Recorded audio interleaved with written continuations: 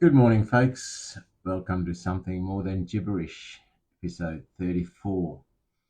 Quite looking forward to this episode as we're featuring the very bubbly personality of Janaya Stephens, or better known as LG, through her Glass of Mead channel and through the Looking Glass Poet chat page on Instagram. This lady is very special. She is very authentic, got a heart of gold, and such a bubbly personality. So looking forward to featuring her on the show and getting to know more of her work. An amazing poet, actually. Particularly love her pieces that she writes on parenting, on motherhood, the tribute she's written to her son and her daughter. Very touching pieces. So looking forward to featuring Janaya. Gemini's in the room, so let's get Gemini up as soon as she puts in a request, and hopefully, and Looking Glass and Janaya is also in the room, so as soon as these two lovely ladies put in a request, let's get them in.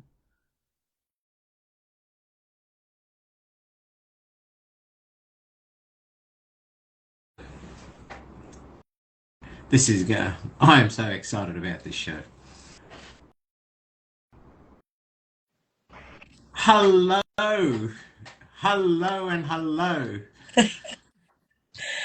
So good to be here. Hello. Thank you for that warm welcome. Trouble and more trouble. Hello. Gemini, first, good morning, and good morning, Gemini. Good Um, afternoon. Good evening. well, it's morning in my part of the world, Saturday morning, right? You people are just too far behind. Oh, no, he didn't. You are in the future, You are outnumbered, so don't even start. right? Oh. Okay.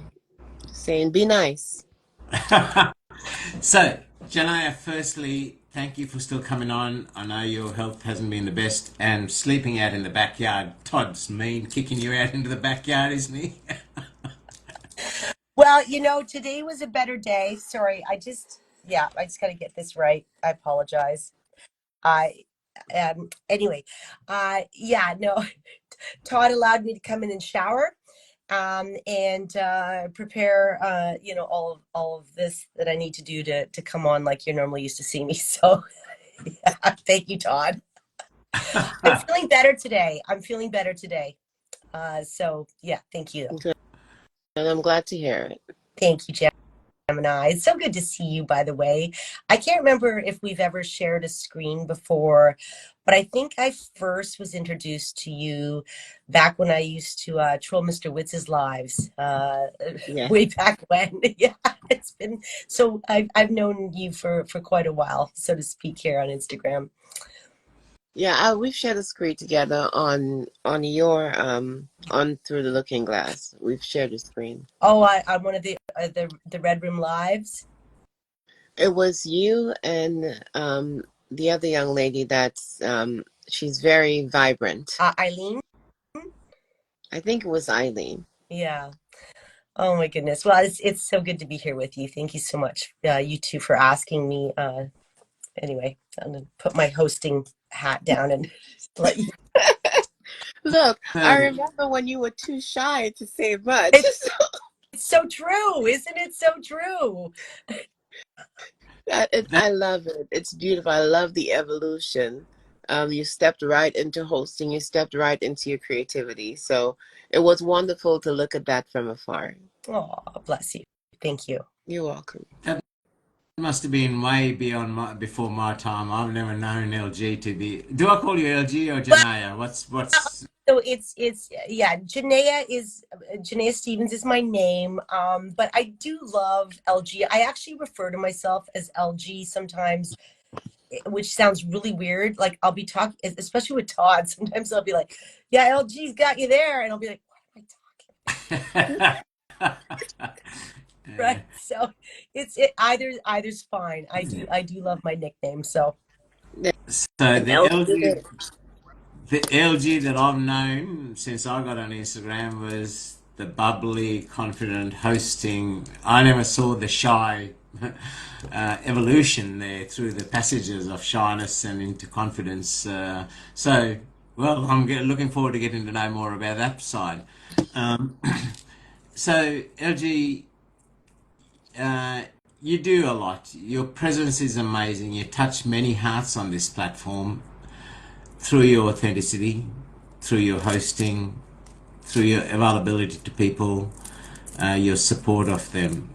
That um, is phenomenal. It touches many hearts, and I myself, I'm a big fan. I've always been. I considered you a friend, and really enjoy our interaction, our laughs, and things like that. How did it all start for you? Where did the writing start? Oh, oh my goodness. Well, honestly, it took COVID. I know we're still talking about it, and how apropos. I actually was thinking that I have it right now, and this is where the journey began. And I feel like I was supposed to get it for this live, just to sort of explain what what the hell's going on here. So. Uh, Yes, spending time on my phone, and I went to university for a couple years. Basketball was kind of my major. I was playing basketball. Wasn't that studious, but I was studying drama and literature, and I love poetry. I always have. So I'd been writing for a long time. I've got journals from when I was younger, and just always English lit was always one of my best subjects. That and phys ed. So during the time when we're all scrolling, we're isolated inside. I just remember coming across a couple poems on Instagram, and I thought, oh, I'm going to follow that person. Because I was fairly new to Instagram on my other page as well. Well, that's interesting. I like this content because I love words, and so I started following some of the writers, and then realizing that there were lives. Oh, wait, so I got this backwards. Before I realized that, I thought I could do that. I could post some of my old writings. I'll create a new account, and I'll post some of my writing and see what happens, right? Because maybe people will read it and I'll get some feedback because I never really shared it with anyone. And so I did that. And so under the Through the Looking Glass account, I started seeing that some of these people I follow went live, and I didn't know what a live was. So I clicked on it, and I was like, oh, oh, oh, I could talk to people. It was a whole new world. Like, I had no idea. And then, of course, Mr. Witz was one of the first people that I saw go live. And, that's how I met Gemini and various other, Mama Mist, a bunch of other different writers and personalities on here. Um, and I was nervous at first, but I think Mr. Witz's live is the first one I joined.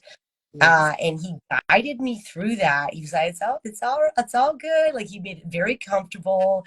I was so nervous. So, and then it was like, oh boy, this is great. And then so there you go. That's sort of the origin story. And I remember one of those moments. And Mr. Witz has a way of like, hush. Mr.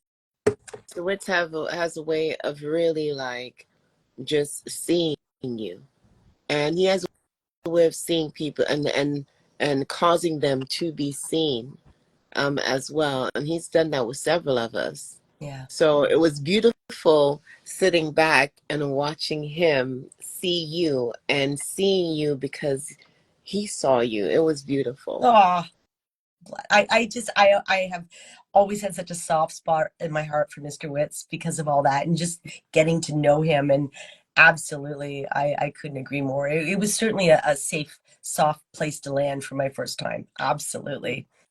Yes, definitely. It certainly asserts how the universe guides us right now. I couldn't have thought it. Cannot think of a better person than Mr. Witz for a nervous young person first getting on Instagram to meet up with. He is a gem. Honestly, as Gemini said, he has a particular way of making you feel welcome and making you feel seen.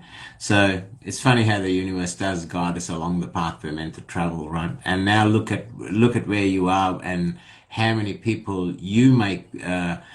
You reciprocate that too, LG. So many people, like, quite often, because I'm usually, when your show is on, normally I'm working, so I can't always sort of actively comment or participate. I try to when I can, but I listen to the show, and never ceases to amaze me how welcoming both yourself and Todd are, when you have your lives, even on the DM recitals. You give so much kudos, and you read people's pieces with so much emotion. There's a lot of people who don't have the confidence to come up and read their own work, and that kudos, and somebody like yourself delivering that with so much emotion brings a lot of joy to people, because they are showcasing their work through you, and you give that the credit and the efforts and the kudos that it needs. So that's a real compliment to you. It's funny how that pebble in the pond can generate so much effects down the track. What Mr. Witz did in making you feel welcome, and now look at the thousands you touch. Oh, well, it's well, I guess that's uh, eh, mentorship. Is that what the word I'm looking for? Just like that was my first introduction. So absolutely.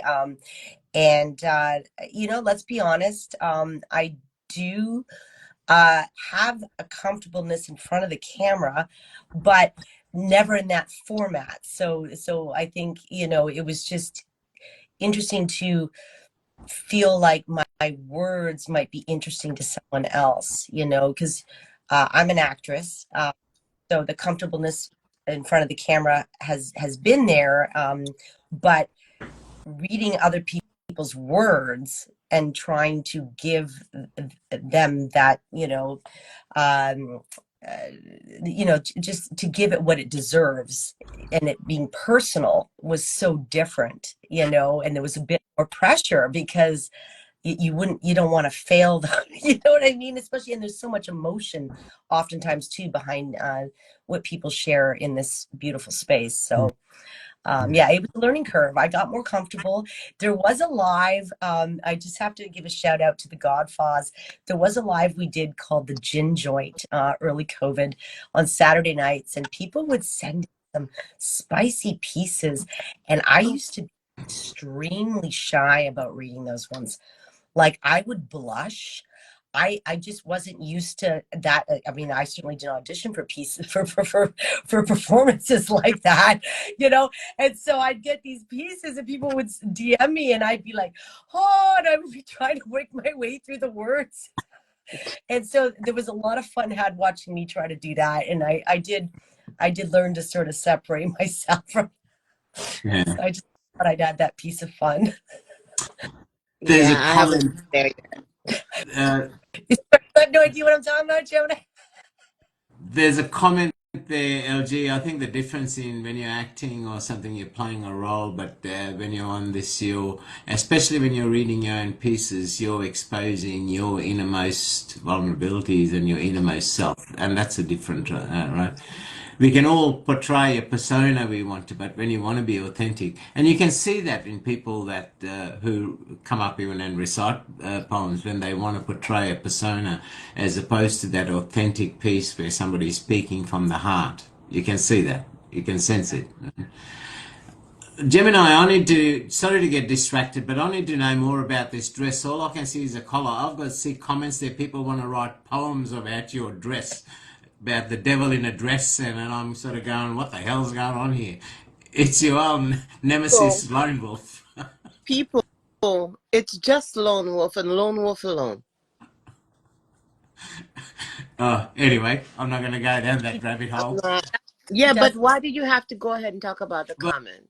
Well, I Janaya, just saw the comments, and there's so this many is of what them he about this does. dress.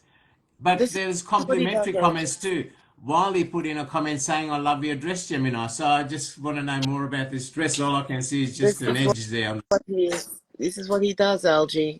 And then he's like, I'm always Gemini's always threatening to hit me in the throat. I wonder why.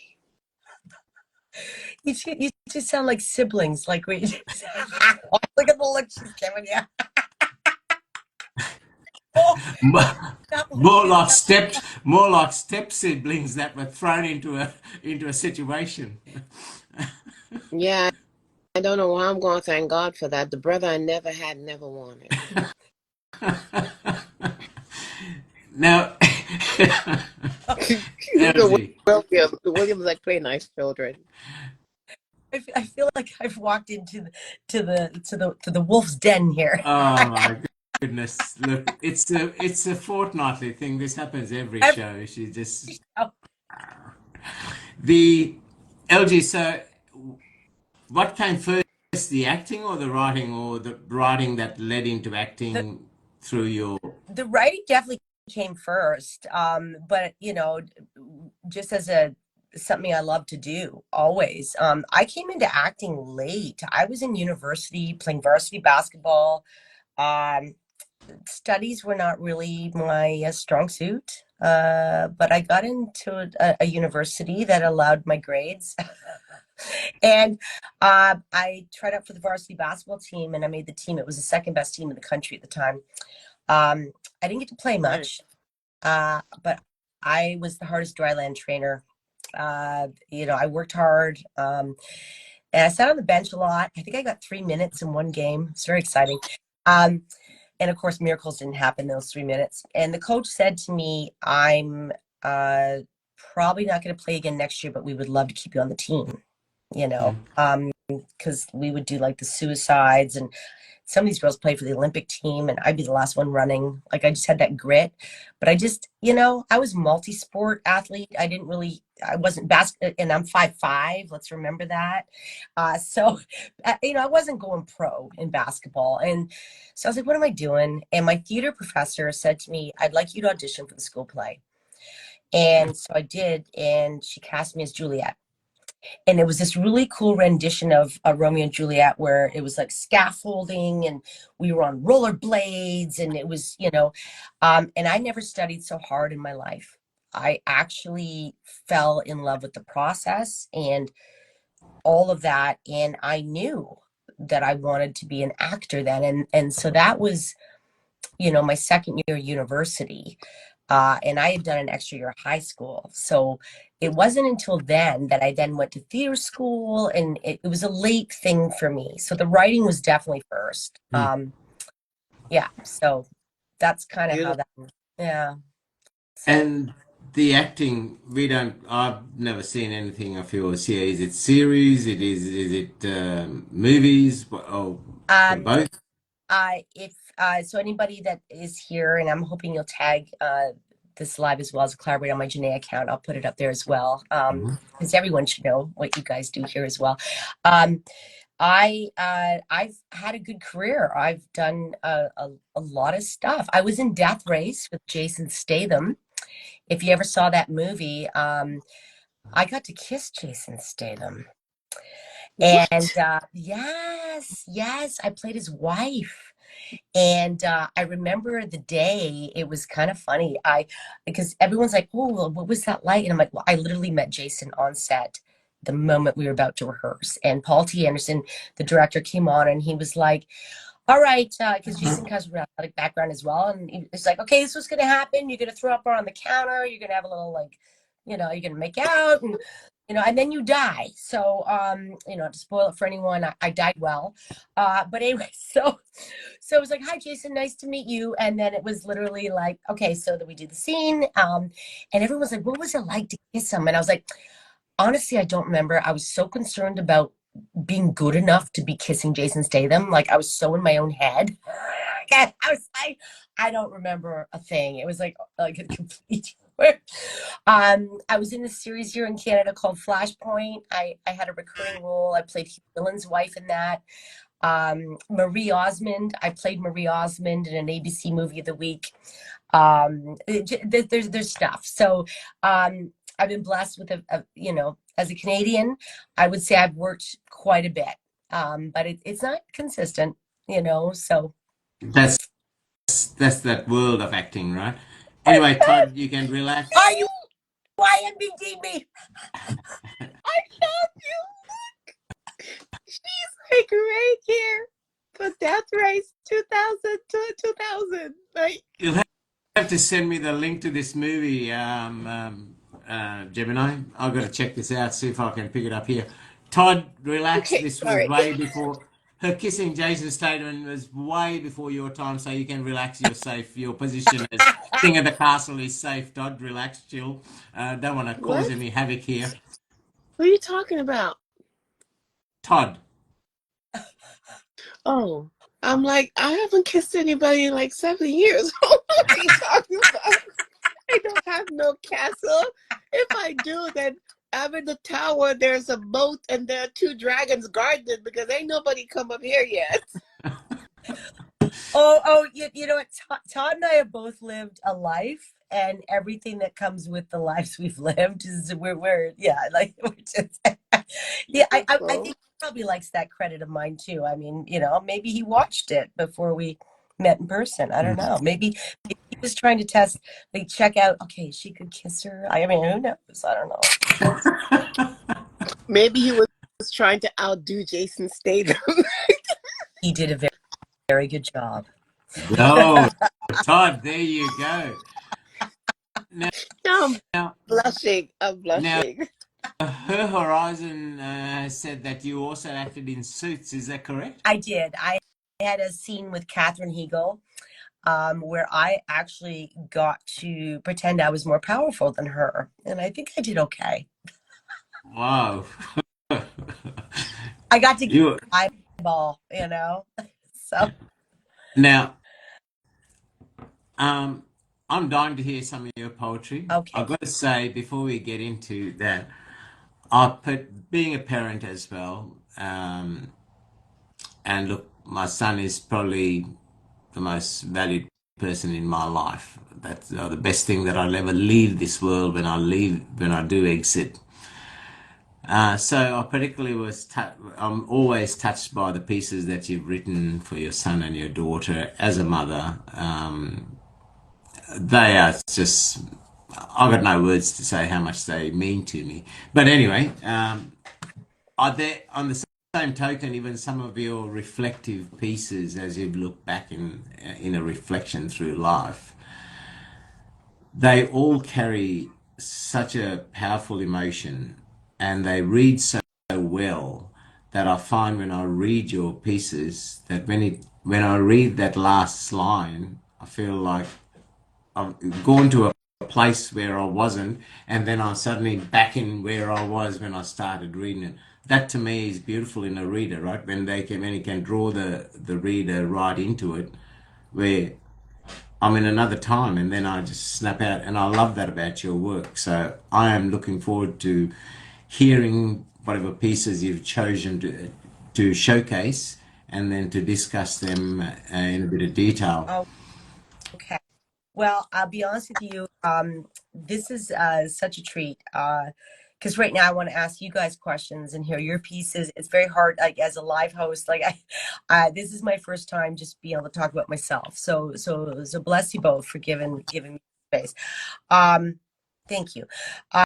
So I have a book I put out, and it's a heart project. And you'll see this on the replay right here on the live. It'll be covered in comments, but this is a little red book of poetry, and Janaya Stephens, the Looking Glass poet. And inside this book, your first book is always such an incredible piece of your heart. Like, you know, bands and their first album, sometimes it's the best of, like, because they've spent their whole lives and all that first album, right? Yeah. So this book is like that, and there's much more after it, and it'll be never ending. But anyway, I have selected, I've done my homework, I've prepared, trying to decide what to read for you two beautiful humans here tonight. Now there's some pieces that I've done that that I've read quite a bit that are quintessential. I feel like pieces of mine, and I feel like some of them might be overread, but No, but that's a beautiful thing about something more than gibberish. yeah. You feel like they may be overread, but there are people here who've never heard your work. Okay. Well, before I think maybe I will read this piece then, because this piece kind of explains a lot about the pieces you'll hear about my daughter. So this is like an origins. It just kind of gives you the picture. Okay. So this piece is called My Warrior.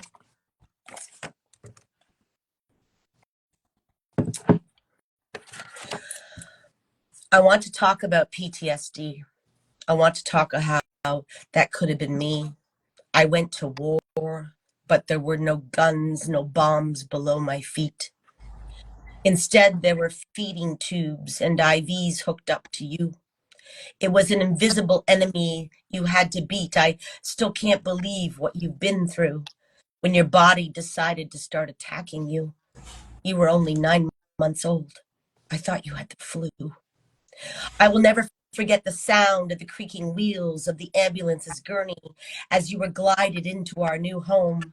For 6 months, those halls I would roam, late at night when I couldn't sleep because of the constant, insistent beeping from all the things that your little body was needing.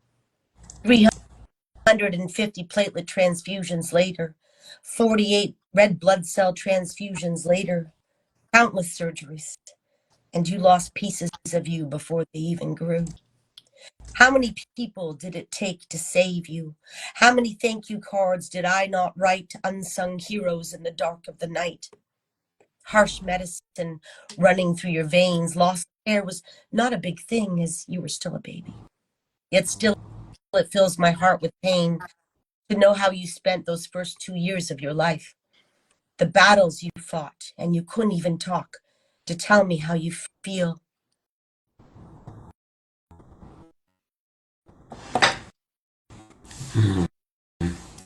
Yeah. Still on mute, my love.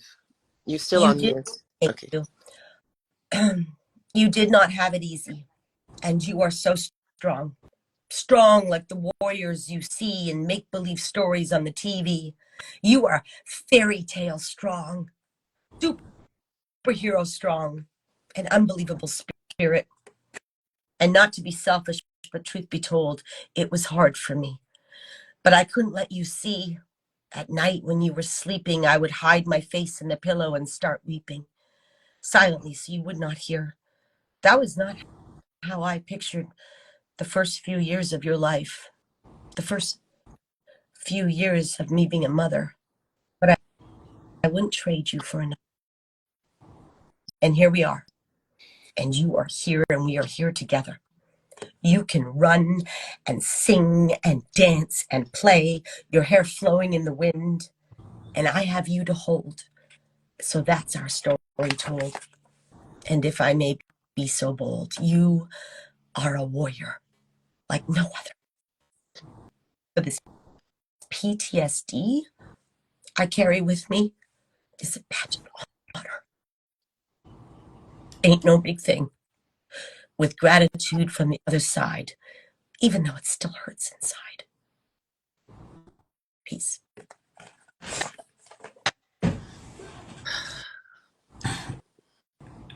As a parent, as a father, I remember the fears I had when if my son at 9 months even had a cold or upset tummy. As a mother who carried somebody for 9 months as part of their selves, to have to go through that trauma so severe, 48 transfusions. I mean, my goodness, there's adults don't have to ever face that, and here's a 9 month child from 9 months to face that. I can only imagine what was going through you as a first time mother holding your daughter. That's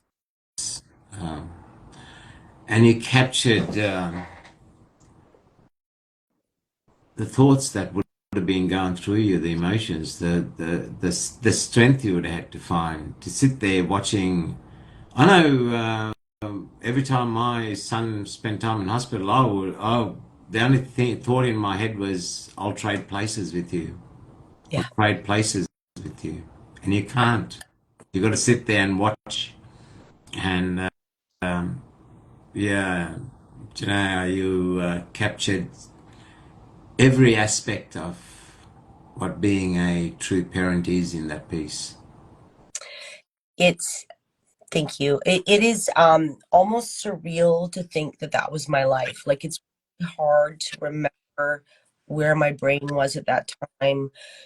It's really difficult, and what's interesting is like my mother was probably not quite sure if I'd make a good mother, because I was always very um uh, she would and she didn't mean this in a negative way, but I was very self motivated, growing up, and spontaneous, and do this, and the responsibility of things, and but something happened when I became a mother where it was like I just fell in, and it surprised her and it surprised me, and it was like the most amazing thing. Like, it was just so natural. And I know it's not like that for everybody, but I really, and then to take it further, my mother was in the hospital, because I lived there with her for 6 months in that room with her. And there was one moment, she was on heparin, a blood thinner. I'm familiar with heparin. Yeah. And so she had a CVL line, and something happened, and there was a bleed, and it wouldn't stop. And my mother was there when it happened, and I don't know how, but I just, that mother thing comes in, and I think fathers probably have it too. Like, it's a parental thing. I don't mean to exclude, but honestly, I just really was like on task. My mother was freaking out, who's always taking care of me. I've needed her my whole life. But in that moment, I was literally like, okay, we need to start. Like, I was all business. Like, we are going to take it, like, doing the things and helping the nurses. And I was so calm. And it wasn't until hours and hours later, once she was fine again, where I let myself have that emotion. It's really amazing what you're capable of when someone you love is on the line, like life is on the line, or any situation. I think we surprise ourselves with the ability to perform in a way that we don't think we will. Like, you always think about, okay, what would happen if uh like the worst case scenario, like something, what would I do? And you're not sure if you'd be surprised, but you can't know until you're in it. So, And that's the thing, like when you talked about your daughter's hair, my son was a preemie and he was supposed to be a twin. And I remember, because I only visited him 3 times before my health started failing, and then they'd send me Polaroids of him and give me updates.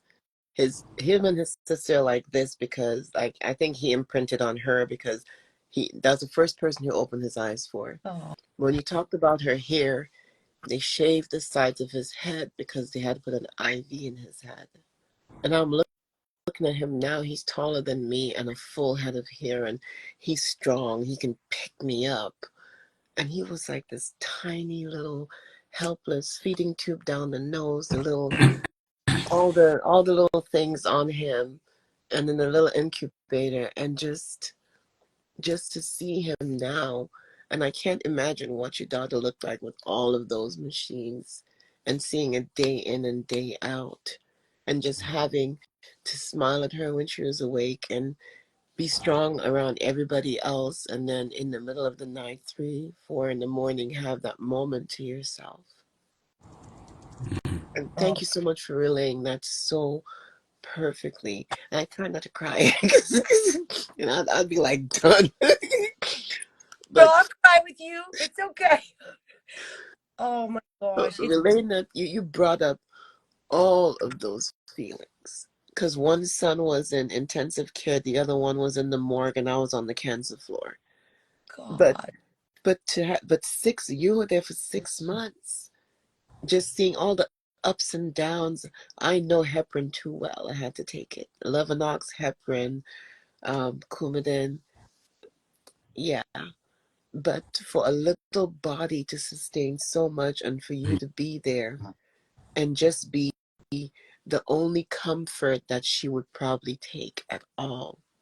I'd love to see your daughter again. I think you showed us a picture of your daughter and your son before.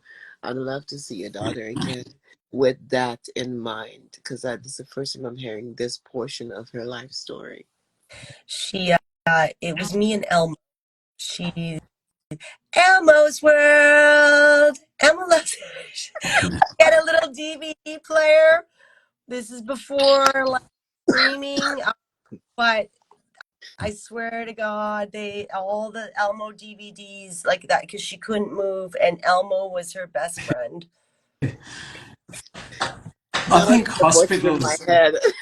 hospitals globally must have a stock of Elmos around. When my son fell down on this ironbark tree, and he had a splinter as big as my finger down his knee, and this ironbark, when you pull it out, you've got to be careful. They had to open it up to make sure no debris was left, because otherwise he could have lost his knee through septicemia and so Oh forth. my God. And What? I think you've told me some of this before, but he was a 5-year-old kid. He was playing and he fell down, bucking around with his brothers on these old logs, and it was this old ironbark trees, rafters from a old railway station, and it honestly, the splinter was as big as this, and it was down his knee oh like that. And gosh. something told me don't pull it out, so I left it like that, raced into the hospital. That the local hospital didn't have the facilities, so I had to race him to another hospital in an hour away. They admitted him. They'd closed the theatre, reopened the theatre. They opened it up, took it out, didn't close the wound. They left it for about 3 days, opened it again to make sure that nothing was left, because otherwise things like septicemia and all that could have set in, and he could have lost movement of his knee. Today he's got a huge scar there, but other than that, touch wood, he's got 100% of his knee. And anyway, what I was trying to get to is when they were wheeling him out of theatre, he was clutching a little Elmo with a bandage across the knee, and he loved Elmo, right? So when he said about the Elmo, I sort of got memories took me straight back there. I have to do something. I'm going to leave for 1 second and come back with something. I just feel like doing it right now. Give me 1 second. Go ahead. But no, Yes. Elmo, my daughter liked Elmo for a while, but then she switched to Blue's Clues. So Blue from Blue's Clues was the one that because the guy from Blue's Clues, she just felt that he was her age, and that's the one that she and Teletubbies. Oh my gosh, Oh. maybe it would have been better she stuck with Elmo. Oh my This Elmo is vintage. It's the original Tickle Me Elmo. Okay. One of the nurses that Rhea had when she was in the hospital brought this in for Rhea. And I hope it still works, because I was going to use it. I wrote a one-woman stage play about my experience in the hospital, and I was going to anyway. I don't know if it still works. There's no battery. No battery. But anyway, and if you remember, he goes ha ha ha, and he bends down, and then he does like that. Okay, all right. Look, My Elmo. that voice is in my head. Look, my daughter's 26 years old. You talking about Elmo? My daughter's 26 years old. One day she came up, and I think I was sewing while I was sitting down, and she just came up right next to me and just raised Elmo. I'm like, what? It was a hand puppet Elmo where you put your hand in, and she was talking to. Oh my God, I love She it. still has it. She Yeah. just got it like 2 years ago. She still has it. Aww. It's amazing how those things mean so much, and we talked about Elmo. I love Anyway, now you flashed up your book. Let's tell people where they can find your book. Okay, so Little Red Book of Poetry is available on Amazon. And if it wasn't for my dear friend Danny D.L. White, author, this would never have happened. He's my editor. And I have to give full props to the incredible artist, okay, who did all the artwork. And she did, this is Sue Ann, the Musing Palette, everybody. She's an incredible artist. She did the artwork in this book. And I'm going to show one image during, so I have one chapter, it's called Lockdown Diaries. Mm-hmm. And this is an actual photo that she made into an image. Wow. This is my children running up a hill on the side of the road because we had nowhere else to go. Everything was locked down. And here in Ontario, Canada, we had the harshest lockdowns. Like you literally couldn't go outside, like is what it felt like. And we're walking down the street and there was this hill and it was like, let's run up the hill. And they both started rolling down the hill. It was like the best time we've ever had, it felt like, because we were locked into our little apartment. I was in the apartment at the time, and it was just like the best hill ever. It's so funny how that simple thing became this, anyway. So yeah, it's on Amazon. Link is in my bio, everybody, and I'm so proud of it. That's beautiful. So it should be. And another book on the way? I've got all sorts of ideas for my next book. I don't know if I want to do a short stories, like more prose based on my experience with my daughter in the hospital, because I did write a screenplay. I went through 5 drafts with my agent. I mailed it to myself. I was going to make a TV show. And then I wrote the one-woman stage play. And I actually had a producer interested. And I was going to perform it and act out what that whole thing was on stage. And then COVID hit. Oh. And I'm like, do I write the book now? And I don't know if I'm novel material. And I'm like, maybe I do short stories. But I'm always writing poetry. So I don't know what the next book is going to be. I just... Ma'am, we went through this. You didn't think you were a good poet, and you have a book now. You have a whole poetry book now. The novel is basically you telling us, but in detail, your experience. This is your life. I have no doubt that you'll be able to accomplish it because you relayed your feelings and brought us into your moment, into that moment. You brought us in with you. You didn't have to pull us in. You didn't have to drag us in. You brought us in with you. It's like we walked into that time period with you. So I'm excited to hear your new novel. Gemini has spoken. Oh, you give me confidence. I appreciate that vote of confidence. That was really sweet. Thank you. You're I welcome. couldn't agree more with Gemini. Because when you in that short poem, you took us into that depth. There was a stunned silence as everybody was absorbed into those few lines. So with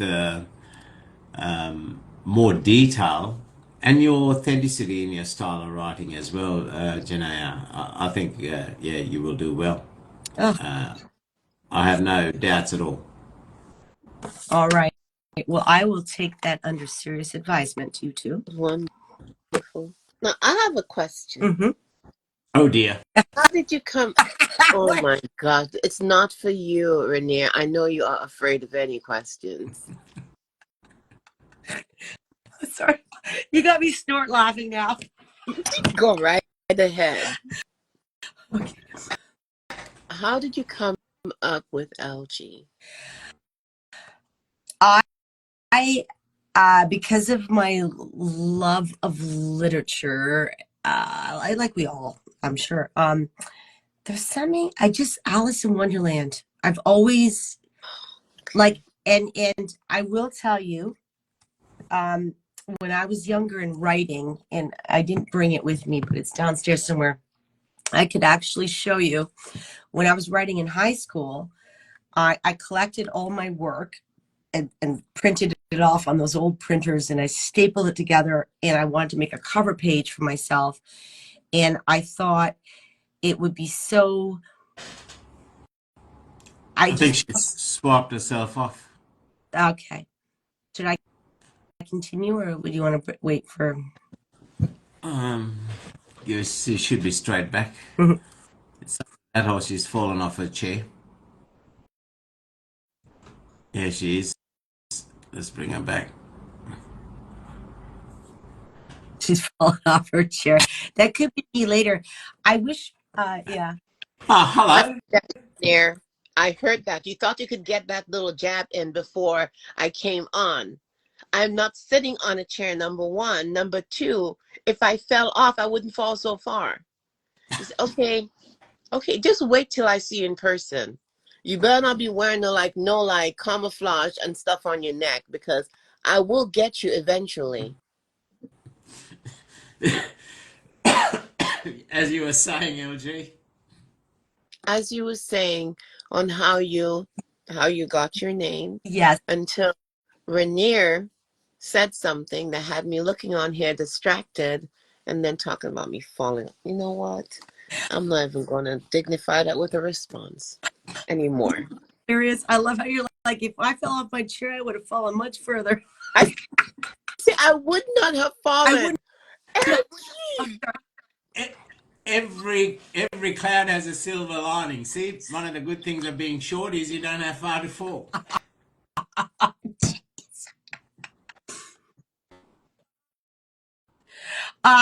I've got a drink elf coming into the room because, yes. Oh my goodness. Uh, thank you, Todd. Without further ado, the end of what I was saying there, I actually wrote as a title page for that clip clap thing I put together when I was younger, Into My Looking Glass is what I wanted to call my collection of poetry from high school. Into My Looking Glass. And it just stuck with me because of the reflection, the self-reflection, all of that. And so when I went to make my IG handle, I really wanted doors locked. Anyway, I'll get that. Thank you, sweetheart. But I really wanted something to do with Alice in Wonderland. But it's amazing how many handles there were. And you can ask Danny because he gets so annoyed at how long my handle is. The only way to fit in what I wanted was to do the whole Through the Looking Glass poet. So that's how that happened. Anyway. That was a good question, Gemini, because that was something that I was actually had crossed my mind. Because to me, for whatever reason, the looking glass shows me what has been, and I love that title, Through the Looking Glass poet. The crystal ball tells me what is to come, but the looking glass just shows me what I've been through. Interesting. Yes. And what's I love big. And I love that with your title, with your handle right from the start. Through the looking glass, through our past. Right? This is my words, this is my experience. And yeah, the looking glass shows us what has been. Yeah. So I've actually used that line in poem somewhere. Ooh. See, now when everyone references Looking Glass or Alice, I always think, oh, they must be talking about me. Like I own it. I don't own it. It's been around way before it's so funny though. But I do have a feature page I started, Looking Glass Features, all one word. And Kendra Austin and I, she was my live host. It's a boutique page. It's not ambitious, but we would put out an Alice in Wonderland inspired prompt and people would write to it. And her and I would go on and we'd read the prompts in a live and then we'd post every piece that was written to the prompt would get featured on the page. And then it sleeps. So we do one or two a year. It's been a hot minute, but that was just to carry that theme on. Anyway. No need to follow. I want to hear more. I want to hear more poetry. Okay, yes, sir. Please. All right. So I was trying to figure out like a good sort of, it's my first feature. I want to give a good Now when you mentioned that to me in our conversations, I'm mind blown that nobody has featured you before, LG, because you are such a valuable personality on Instagram in this poetry community, and connected with so many people and you do so much for people. I was shocked when you said that no, you've never been featured before, and I speak for me. I'm glad and I'm honoured that the first time you're being featured is on my show that I do with Gemini, and I'm honoured and I'm so glad, so So glad. why are you just speaking for you? See what I mean? Because let me backtrack this because when I speak couple of shows ago, 2 or 3 shows ago, I said I speak for Gemini and me, and holy hell did I get torn apart about that. So that's why I Oh make it a point to say I'm God. speaking about me. I'm a nervous wreck, LG. I Oh live just my God. I live on tenterhooks on a pin cushion. I'm just such a nervous wreck. You best watch your step, Rainier. I would not mess with this woman. The eyeball she's giving you.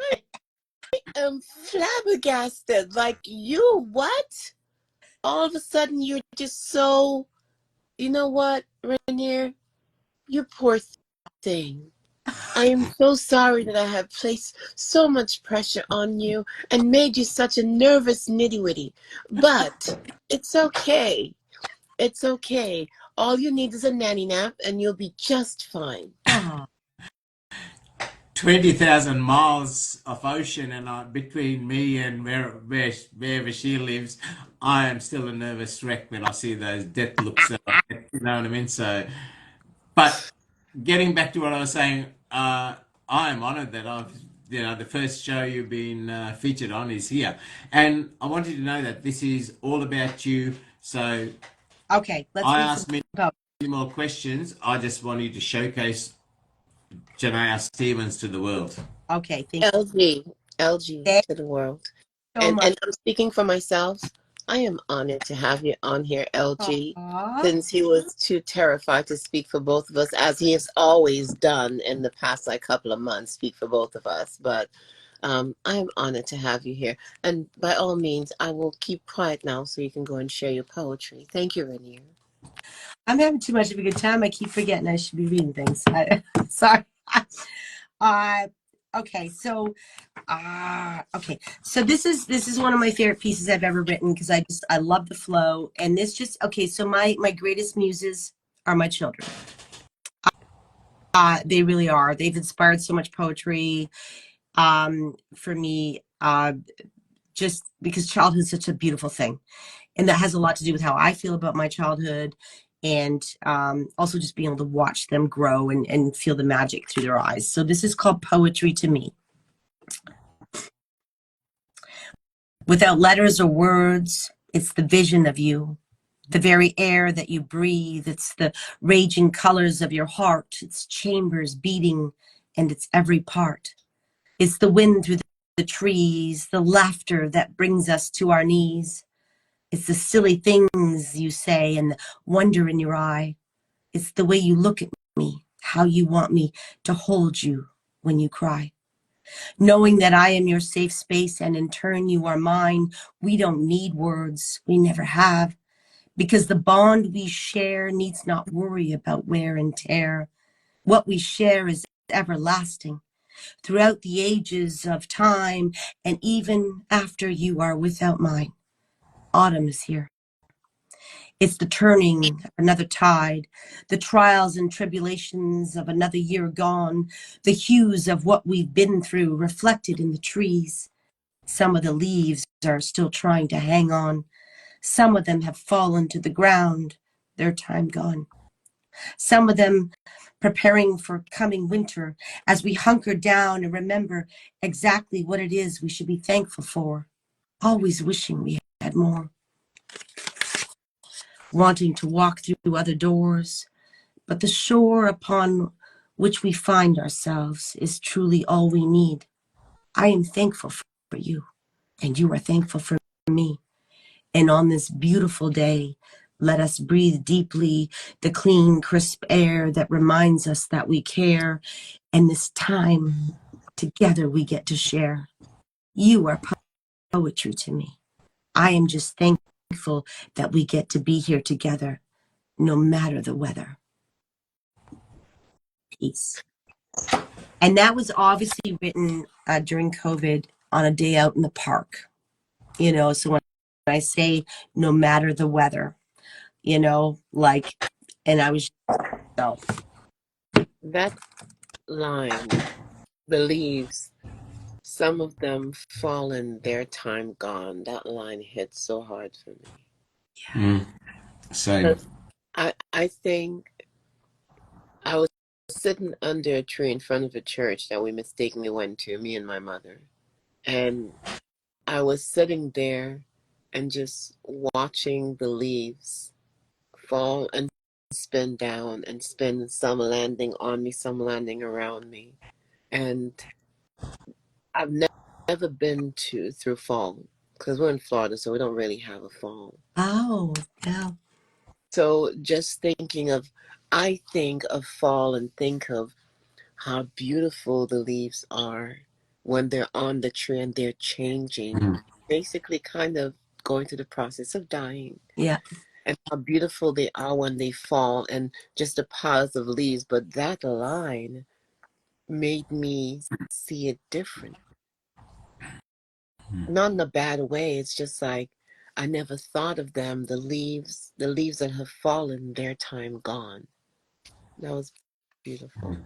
It, you know, watching the kids, like knowing that they're older, the park felt different. They were still trying to make it magical, and just watching that, just watching your children go through that whole, you know, excuse me, there it is, Mr. You're COVID. okay. I'm okay. But you know, just watching them, you know, it's, go through that. I don't want to grow up. I do want to grow up. Why are the toys not hitting like they used to? And my interest, and just that transition is so interesting. And I don't remember it for myself. So as a parent, when you can watch that, you know, and there's things that you do that are tradition, but every year you go back. Like for instance, you go somewhere, and there's a lake you go to, or a, you know, a favorite place, and it's like it feels smaller now. The kids are not as big as it because you're bigger, and them trying to figure out that it's not, you know. And do you remember, like in your mind, something seemed bigger as a kid, and then when you get older, it's like it's not. All of that just fascinates me. That whole, you know. Yeah, my whole country. When I went back Hello. 22 years later, like everything seems so small. The roads, everything, the mountains look, some of them look bigger, some look smaller. Like I used to struggle climbing up this hill. Right? Oh my gosh. You get bigger, and you just, yeah. In gardens, I love color through foliage more than the flowers because so I look for plants with different leaf patterns and colors. And pre-divorce, like my house had a fairly big garden and all that, and I had all these deciduous trees.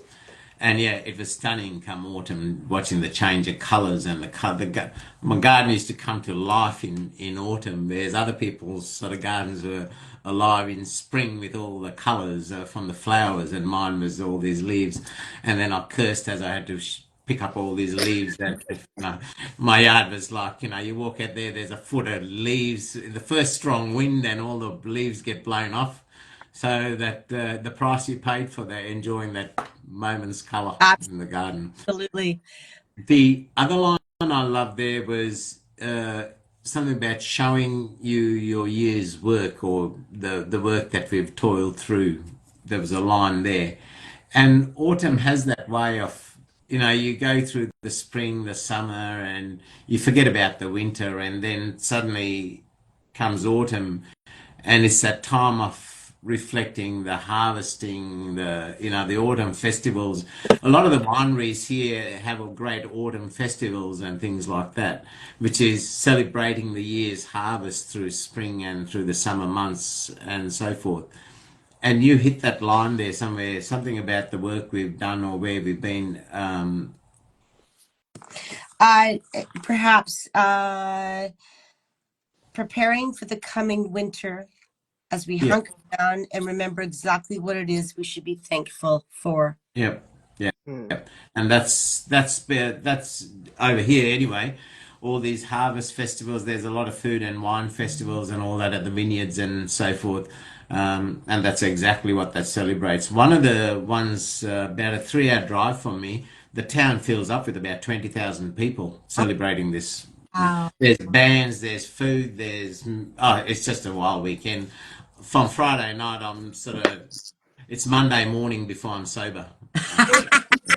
It's just a wild weekend. Uh, I love that. I love that. this is why I live a single life, LG, because it's not for the faint-hearted. There's nothing wrong with a single life. There's nothing wrong with that whatsoever.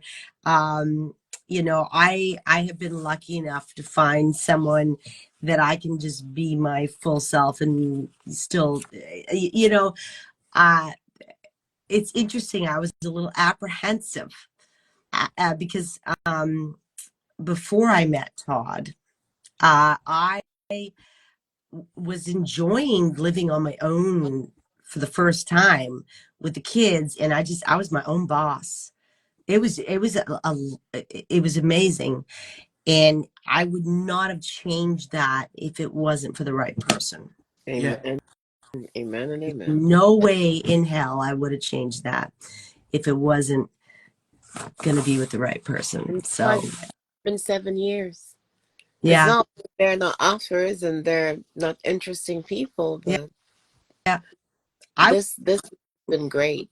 Yeah, I wasn't looking for Todd. Him and I ended up in a DM, and we just couldn't stop laughing and chatting and all the rest of it. And it was just like, okay, well, honestly, these flights are getting expensive, so let's just somebody's got to go one way or the other.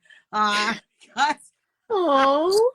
but anyway, uh, okay. So what would you like to do now? I basically kidnapped him. Basically, is what it happened. Yeah.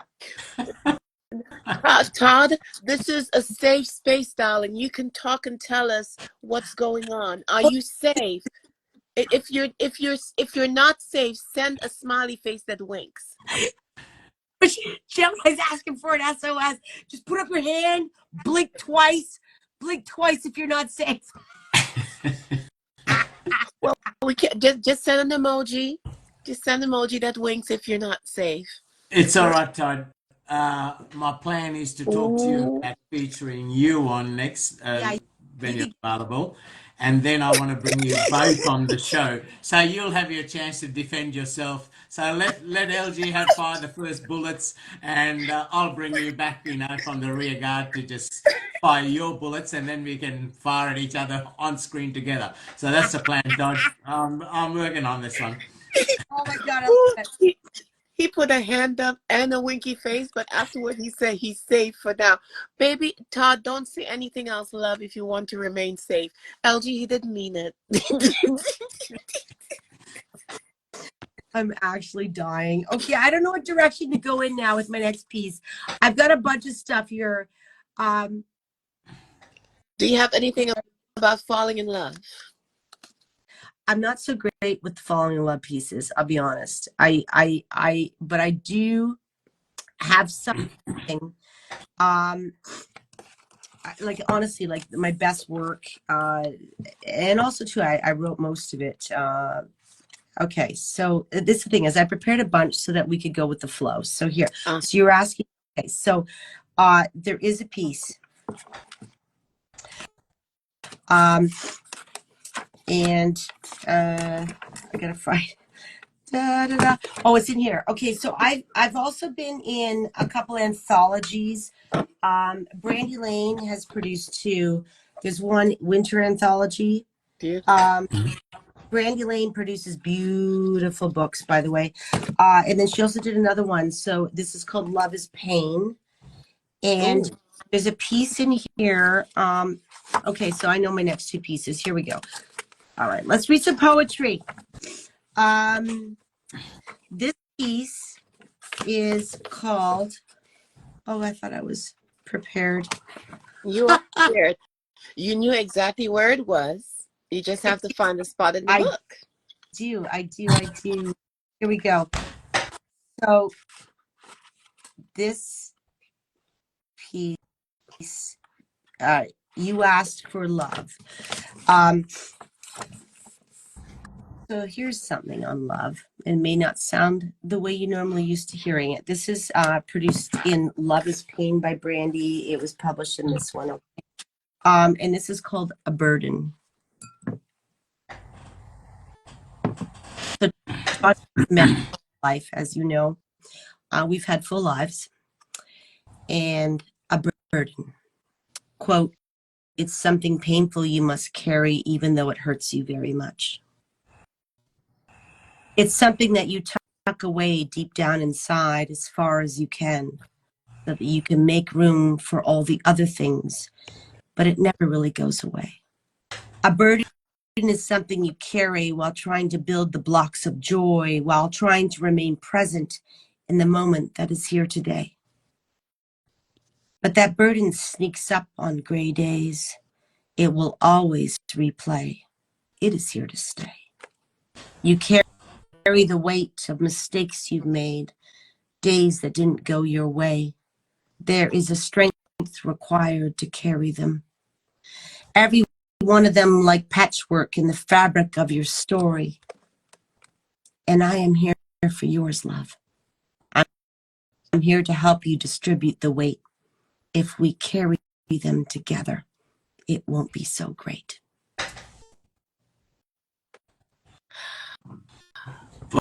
What a perfect finish. What a perfect finish. But that is love. That is definitely love. That was beautiful. Thank you. It's interesting finding your soulmate so late in life. You just have to be okay with going, look, I know there were others. I know there was stuff. I know there was, and we're adults here now. Like, it's a whole different ball game. It really is. So yes. So that's my love piece. You just said a valid thing, right? It's funny you say meeting later in life, but really, if you think about it, the journey of your life is getting to know you. So when you know you in wholeness, you can say, hey, this is me, and then this is me, and then you walk a shared path together. It's not two half people trying to make one person. That's right. And look, I'm still learning, That's why I'm single, because I'm still finding about me, because I'm just having such a good time. But this is it, right? But getting And it's just a labyrinth. That's why it's a labyrinth, and he's trying to escape himself. But that's okay, Rainier. Well, eventually I'll send a search party. Search party. But well, on that note, and I do have a couple more. On that note, I will read this piece that I wrote, and this is not in my book. This is from the newer portion. Yeah. And here we go. Oh, sorry. I had music on the reel to it. Love that song. All right. So I don't have it. All right. So here we go. I was young and green, golden in the sun. I was naive and keen. I was fire and mistaken. I was chances taken. I was a little girl grown wild, barefoot on gravel roads, soiled clothes, bonfires down backcountry roads, drinking it all in, fast and curious. Time, let me hail and climb. I was tomboy strong, that was my song, but love me, my lipstick. I kept it tucked in my boot. I was messy, unpredictable, organized chaos, littered with potential, busting at the seams, realizing many dreams, big, gigantic leaps of faith, yet still failed to fulfill promises. I was everything I was meant to be, perhaps much I should have been. How is that measured? What lessons now from wrong turns could I possibly glean? What relevancy? Half a century deep, and I can't sleep, wondering what the whole of it even means. Now desiring more than ever to run barefoot through the grass, blades tickling feet, then bound on to the gravel without missing a beat. Rejoice in the years in the making with a spirit unwavering, because I still am all that I was.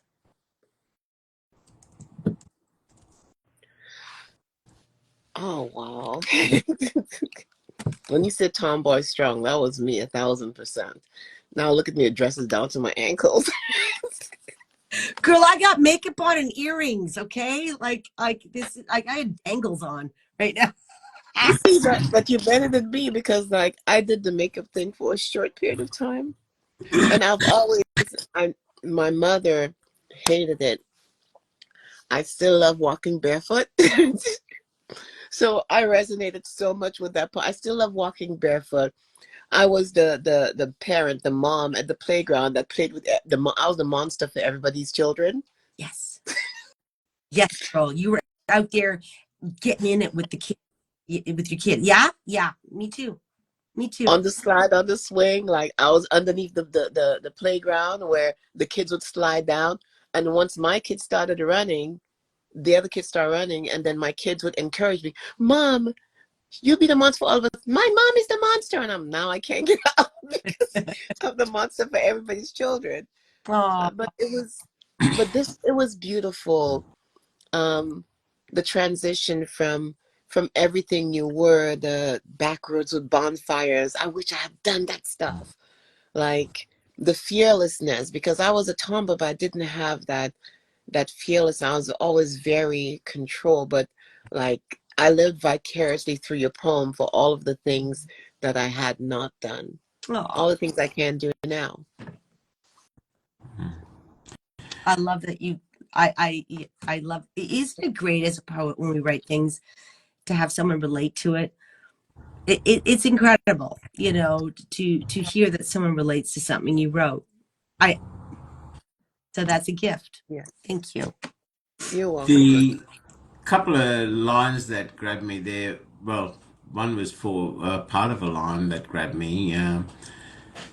How is that measured? And that is so true, right? How do we measure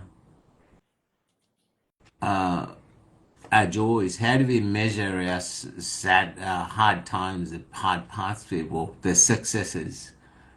You know, some of the biggest gifts, best gifts I've ever received have been sometimes just the smallest things, sometimes just a word, sometimes just a smile of a person. Yeah. How do we measure those gifts that we've been given? How do we measure our achievements? Because, you know, we always try to compare with somebody else. Yeah. But how do we measure those gifts that we've been granted? So true. I'm listening. Sometimes even in the darkest times, I recently attended a funeral of a young boy who took his life that had 1,200 people at the service, right?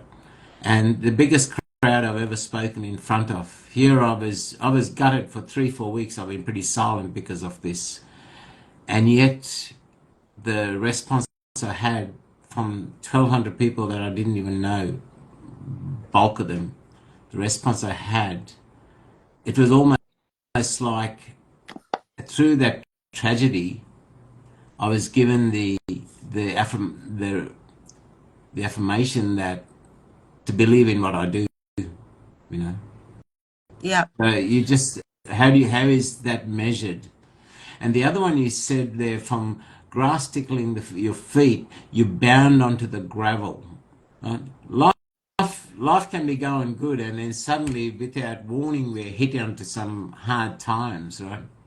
And to walk through that at the same cadence, to take that as much as the good times we enjoyed, that's the hardest thing we find as humans, right? Absolutely. And there's a double meaning to that as well, because as a kid, I grew up in the country and our driveway was gravel. And as kids, we used to challenge ourselves to walk barefoot because we were always barefoot. Who can walk over the gravel? And I don't want to lose that sense of fearlessness. I pain or fearlessness, or I don't want to get soft. Here's the thing. Sorry, I'm just motivated right now. So this would be me if I was by myself right now, starting in a piece, because I write things as soon as I feel them. I don't want to grow weak. I don't want to be soft. I don't want to be, I just don't want those things. And I know, but there's just such an emotion in me to, like, I can carry the weight. I don't need help. I don't want help. I feel better being able to do things by myself, all on my own. It's what I've known. It makes me feel weak. And then being able to ask for help or take the help, does that make me weak? Will I get weaker asking for help now and no longer doing it myself? Where then does that leave me? Because I want to feel strong and I want to be, sorry, that just that whole thing that came over me, But I feel it. The thing is that it transitions. When the pendulum swings, it can only swing so far. Yeah. So you're strong, you're independent, you don't want help. Asking for help and accepting help makes you feel weak. But then you're weak because you need help. And you're too, I don't want to say, you're too stubborn, steadfast, hard-headed, independent to ask for help. Yeah. And then you feel weak, but you are becoming weak because you've been strong long enough. And this is the period of time when you need help. You become strong when you're able to ask for help and push past that fear. Strength up here. Yeah. So very good. Yeah. It's two. So you're strong when you had to be strong by yourself. Yeah. And now that Todd is here, now that all of these beautiful people have entered your life, you can allow the pendulum to swing again, because it's going to swing back to the other side where you're strong. But when you get to that middle point, every time you get that middle point, it feels good. Yeah. You don't have to be strong. I can be strong when I need to be. Right now, I don't have to be. It's time for me to rest. Every warrior has to rest, LG. Every warrior has to rest. And that's how you become strong again. All of the kung fu movies that I've watched, all in the 80s and 90s. And everybody was kung fu fighting. But all of those movies with the warriors and all of those movies where they were beaten down, they were strong. And there was a period of time where they left the scene and they had to do things like make tea, pick flowers, fall in love, something to be strong for. Yeah. So now you have something to be strong for. You have a beautiful relationship, you have your growing children, you have your poetry community. Now you have but you allow to lay that burden down of strength and become strong again in a different way. You're gonna make stop because I'm talking to myself as much as I'm talking to you, because I've been there, I am there, and asking for help is the hardest thing. The hardest thing. But it's so necessary. Okay. I still struggle to ask for help. I'm there for anybody and everybody else, because losing my father at 12, I couldn't even let mum in so close because for fear of loss. So I went through my adolescence into adulthood, and all my life I went through on my own, carving my own way through life. And through that, I'm there for anybody and everybody else, because particularly people who don't have anybody else, I'm there for them, because I remember this child who at 12 who didn't have anybody to turn to, had to find their way. So I'm there for them, but my own, I'm so used to dealing with it, I struggle to let somebody in when I need help. I just go through that on my own, so it's a challenge. At 12 you lost your father. Wow. And we were very close. We had a very uncanny relationship as well. We were very close.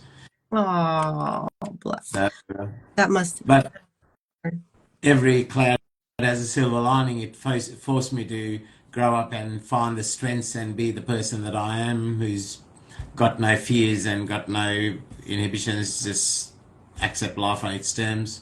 And I don't try to make life into my terms. I accept life on its terms and deal with it. So, yeah.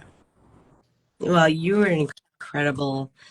So you coming onto the scene was just like wildfire, right? Like it was like, who this? Like everybody wanted a piece of Rainier, like you know, well, yeah, take that as you like, but I meant it. You came in and you just have such a beautiful energy and you're so gracious and okay, is this supposed to be about me or I want to Because like you're right. Because everybody was like, "Oh, Rainier, your voice. Oh, Rainier, the way you recite. Oh, Rainier." And I picked on him so much. Oh, Rainier. Because I'd be in the last, not just be like, "Oh, Rainier." Okay. Oh, now look what you've started. Getting back What? to you, See, AJ. this just proves that everything I've said was true. all right, I And feel like three of I us didn't even talk. should drink sometime, like we could like talk all night. Yes. Look, look, I can see it. Now, I need to come to Canada. Right. I need to come to Canada. All right, so can I give I want to ask Rainier what subject you'd like me to read next, because I have a bunch selected. So I'm um You wrote one about your son that I absolutely loved. okay, was it Torchlight? Might be, Uh yeah, yeah, could be, yeah. okay. So I've written a lot about my daughter and I feel like you know, okay. So this is Torchlight and it is in my book. Nice.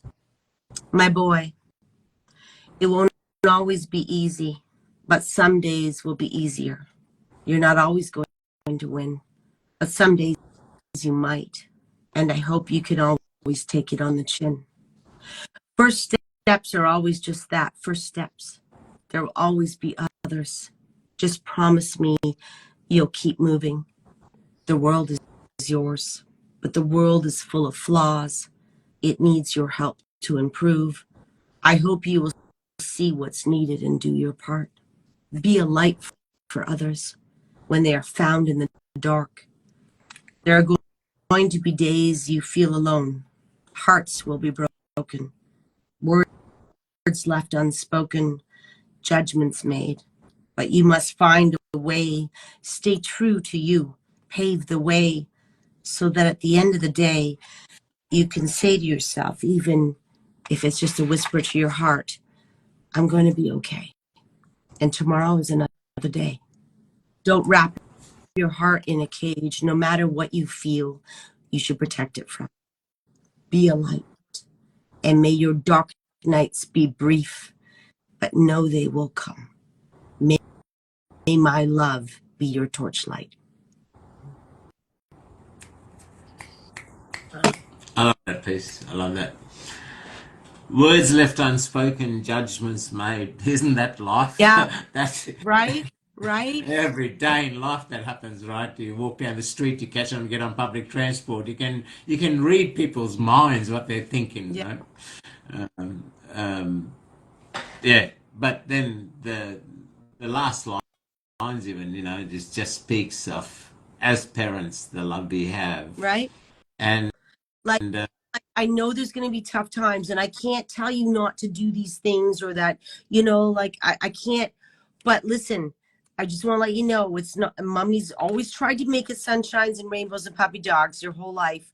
I know you skinned your knee, you cried, but really you don't really know yet. And what's coming is you're going to learn that the world is not such a fair and easy place. And I'm not going to lie to you. It's going to be like that, but yeah, just know that I love you and I'm here. Yeah. You know, like, Uh-huh.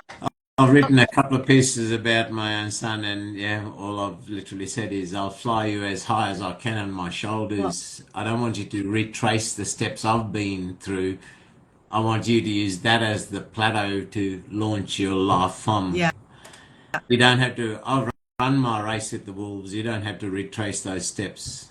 You want to live your story, and know that if you fall, I'll always be there to catch you. You know, Oh, right. as a parent, that's what we do, right? It That's how is. we do. How And old was he when you wrote that? How Would you say? Sorry. old, Off. how old was your son when you wrote that poem? For me, I wrote that. I'd say 2 years ago. So he's now it's almost 12. I'd say nine. 9. Yeah, He's going to read that as he goes through his teen years and all, and it's going to mean more and more to him as he goes through life. I hope so. The kids actually know that I wrote a book, and they're well aware. Uh, every Thursday I was live with Barbara in the apartment, and Thursday was usually a day. Sorry for coughing. Um, they were at their dad's, but sometimes they were in the house, and especially during COVID. There was other lives that were happening, but they've actually come on and done some funny costume changes and funny stuff, and they're aware that I write. And that was kind of one of the motivating factors. Sorry, I have to cough. Sorry.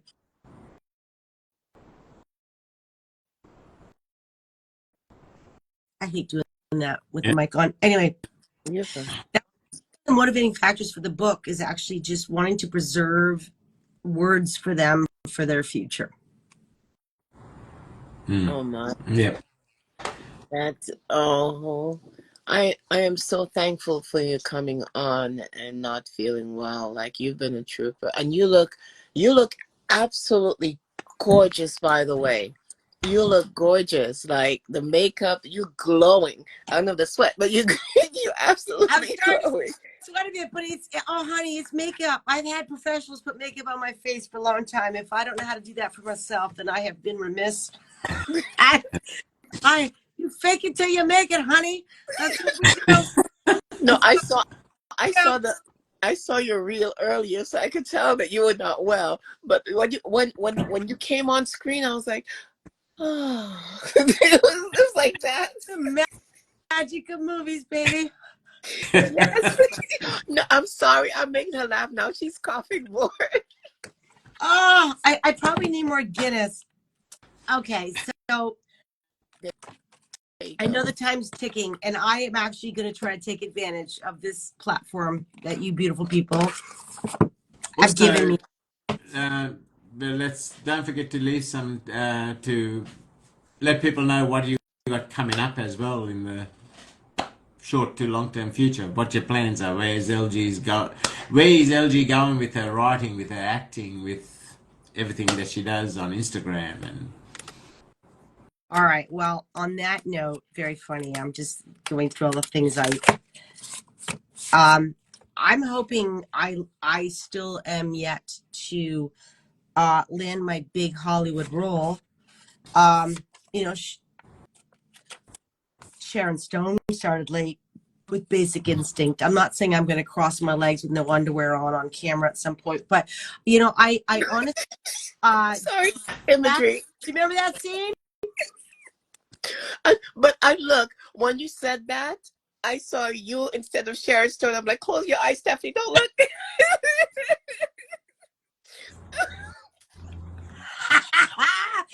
Okay. Honestly, guys, I went to LA. I was on ET. I thought that was my break. I'll be honest, the kids later and everything else. I don't know. But the dream's still alive. But here's a look at my life. Spending my entire life worried about every calorie, always wondering if I need more Botox, if I need to like do this, do that, if I need this. I honestly, the life of an actress. So This is another little piece of me. And this piece I wrote, all right, is about aging. And this is called Grace on Fire. Acceptance.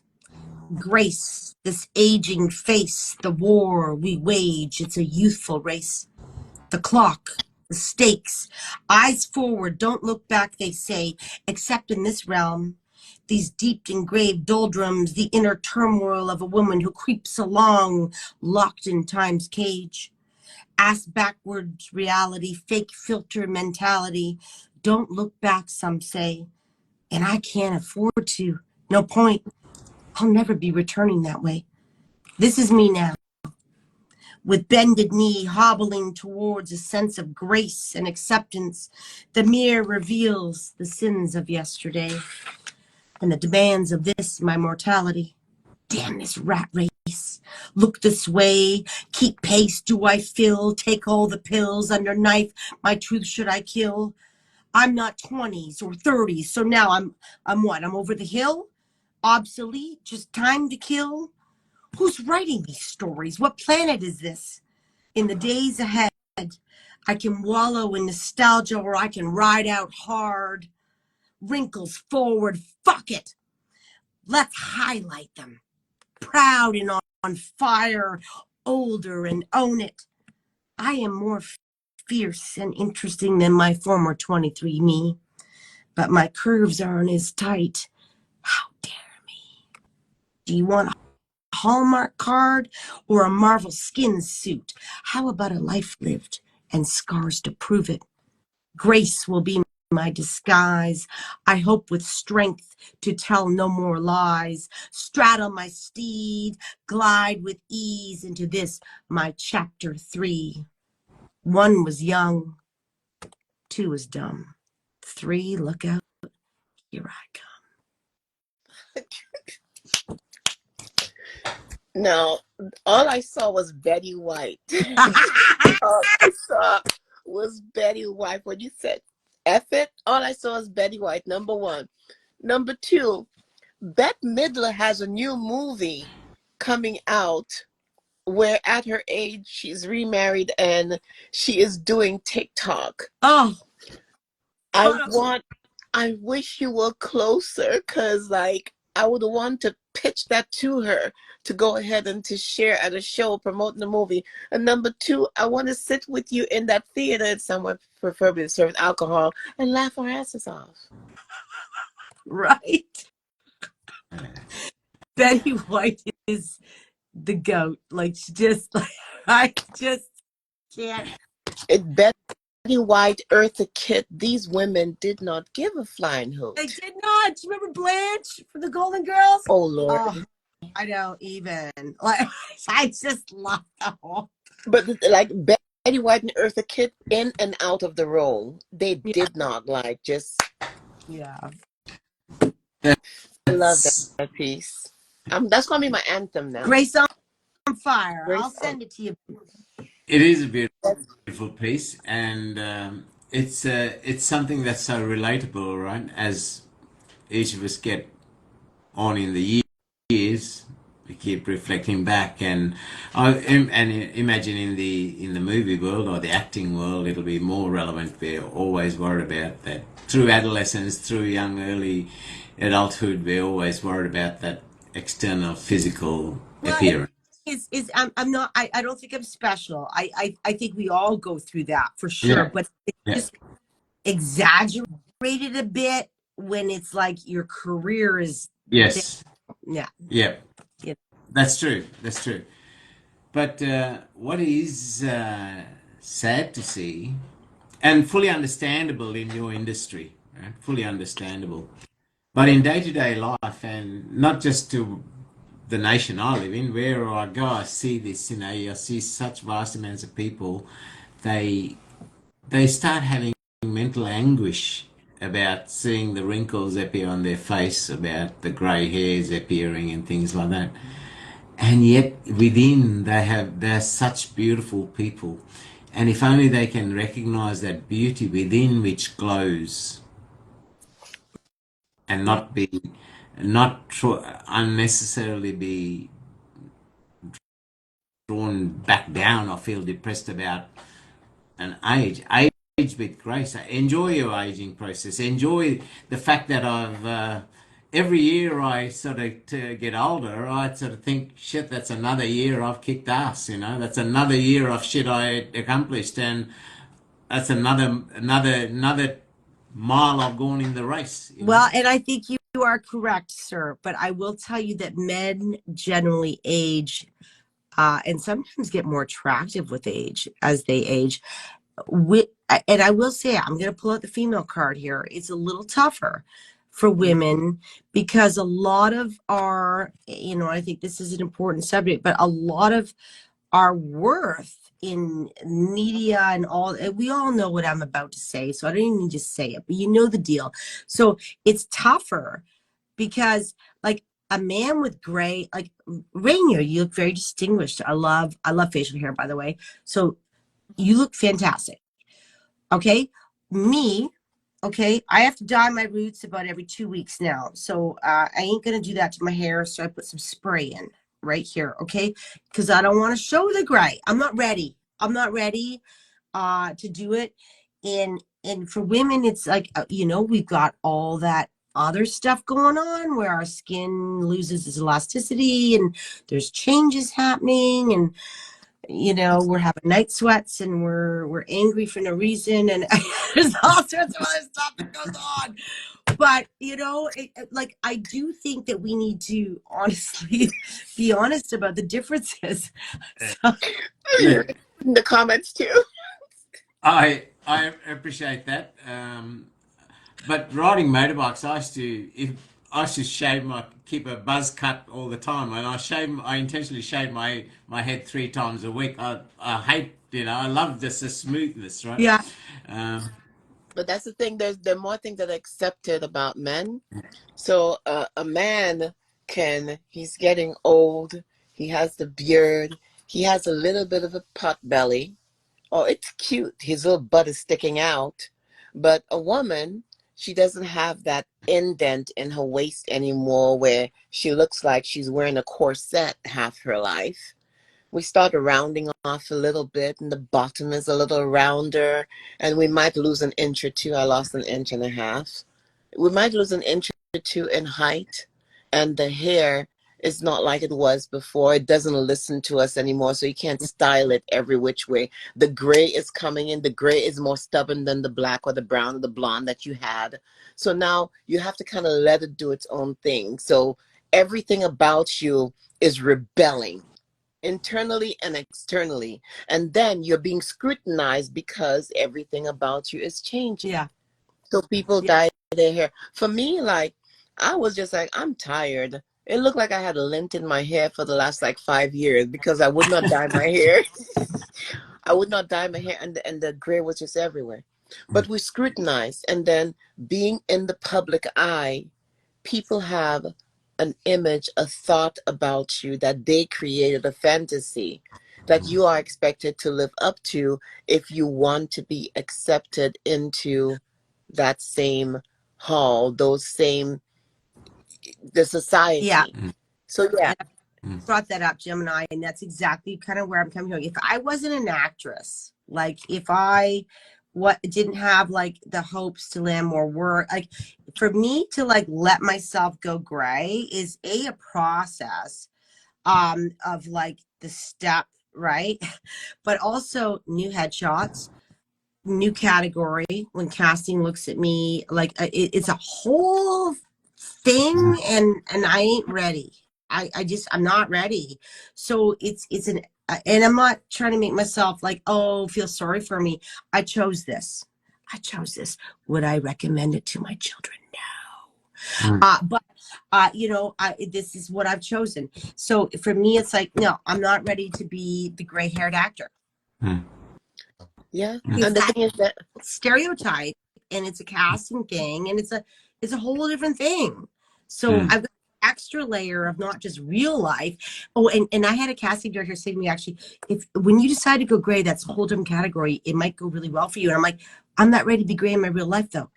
So how often you want me to go gray for you when I'm like maybe working how many times a year? I gotta live this every day of my life. Like I'm not ready. But I'm LG, sorry. You're not paying me anything for this. Like it's just LG, not happening. it's actually in the last, I'll say, COVID years. Yeah. Like I've seen some little 22-year-old bunnies have gray hair, all of them, and that's every race, every culture, every status. They all of a sudden they have all gray and platinum blonde Oh, hair, and I'm and like, you little heifers. I'm like, do you you know what? know how long it took for these weeds to grow in? Okay, I finally have something that looks presentable, and no one is coming up behind me saying, you have lint in your hair, and you gonna go around parading as if you've earned this wisdom. I earned this wisdom. But no, you're beautiful regardless of what you choose to do. The process itself, it's something, because it's another part of your body you accepting the way that it is, because it is maturing.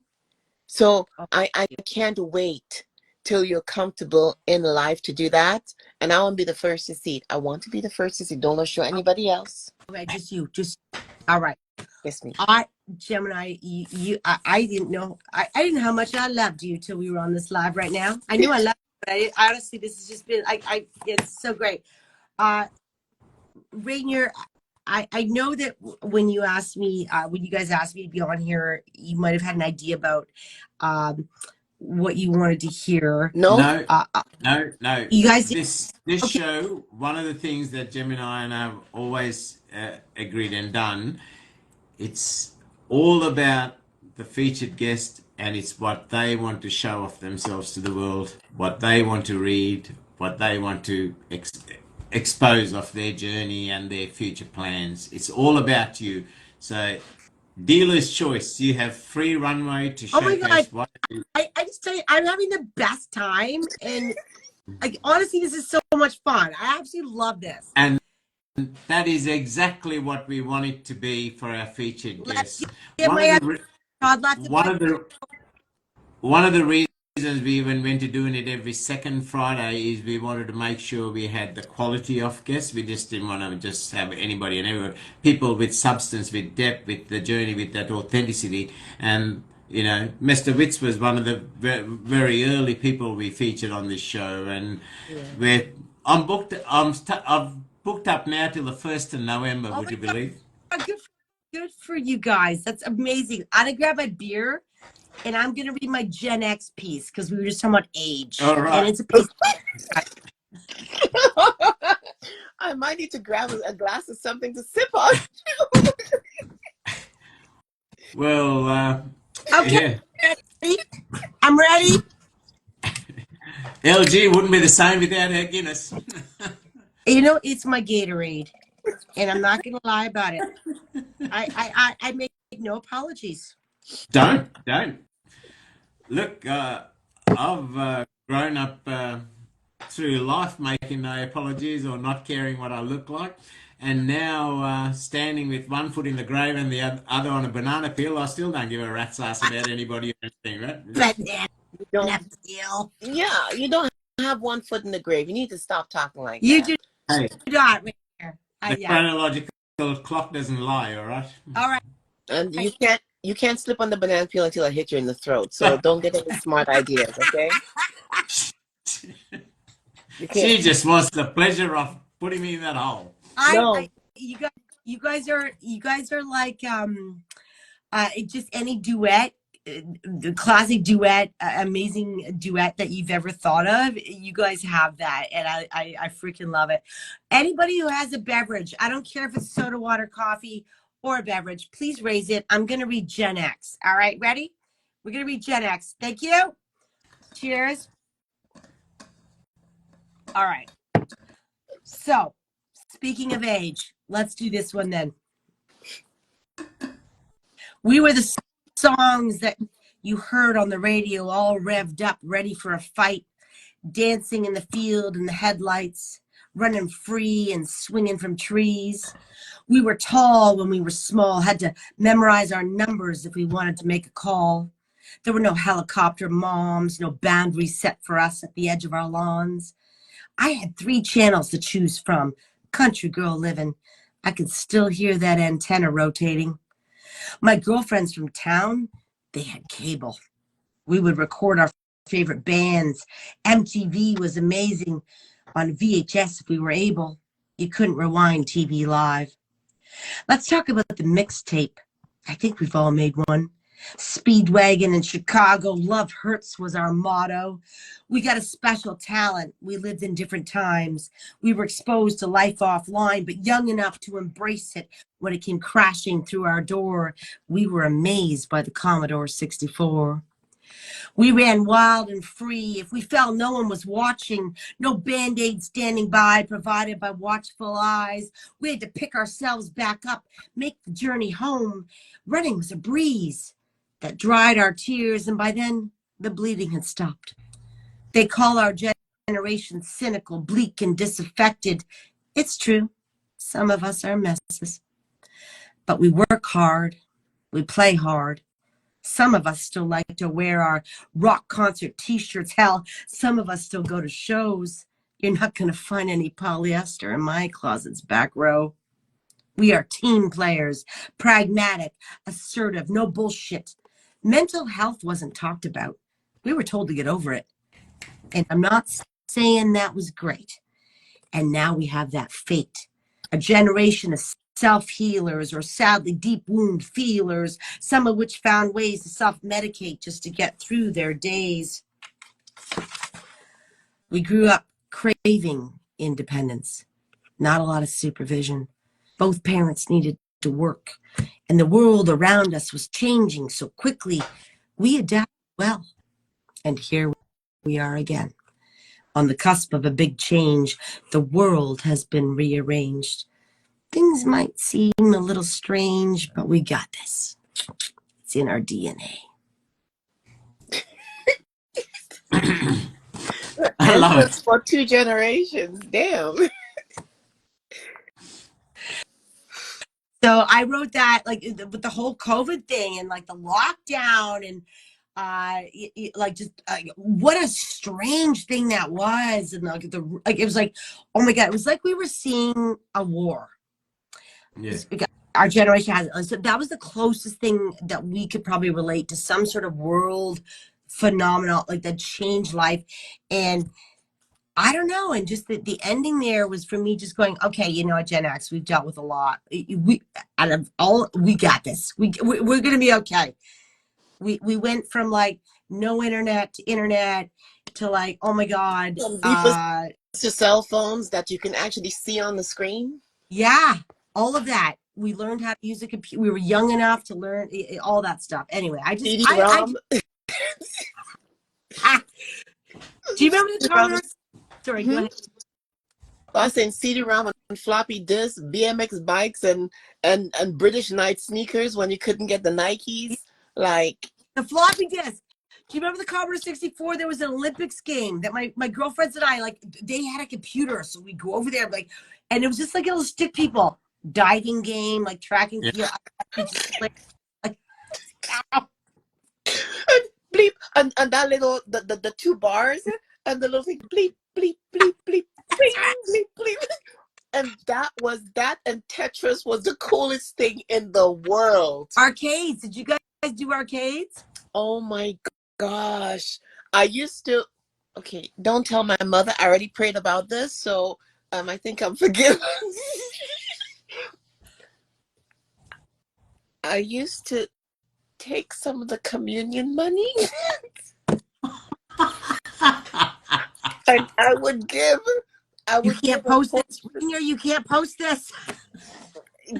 No, God already knows. He knew when I did it.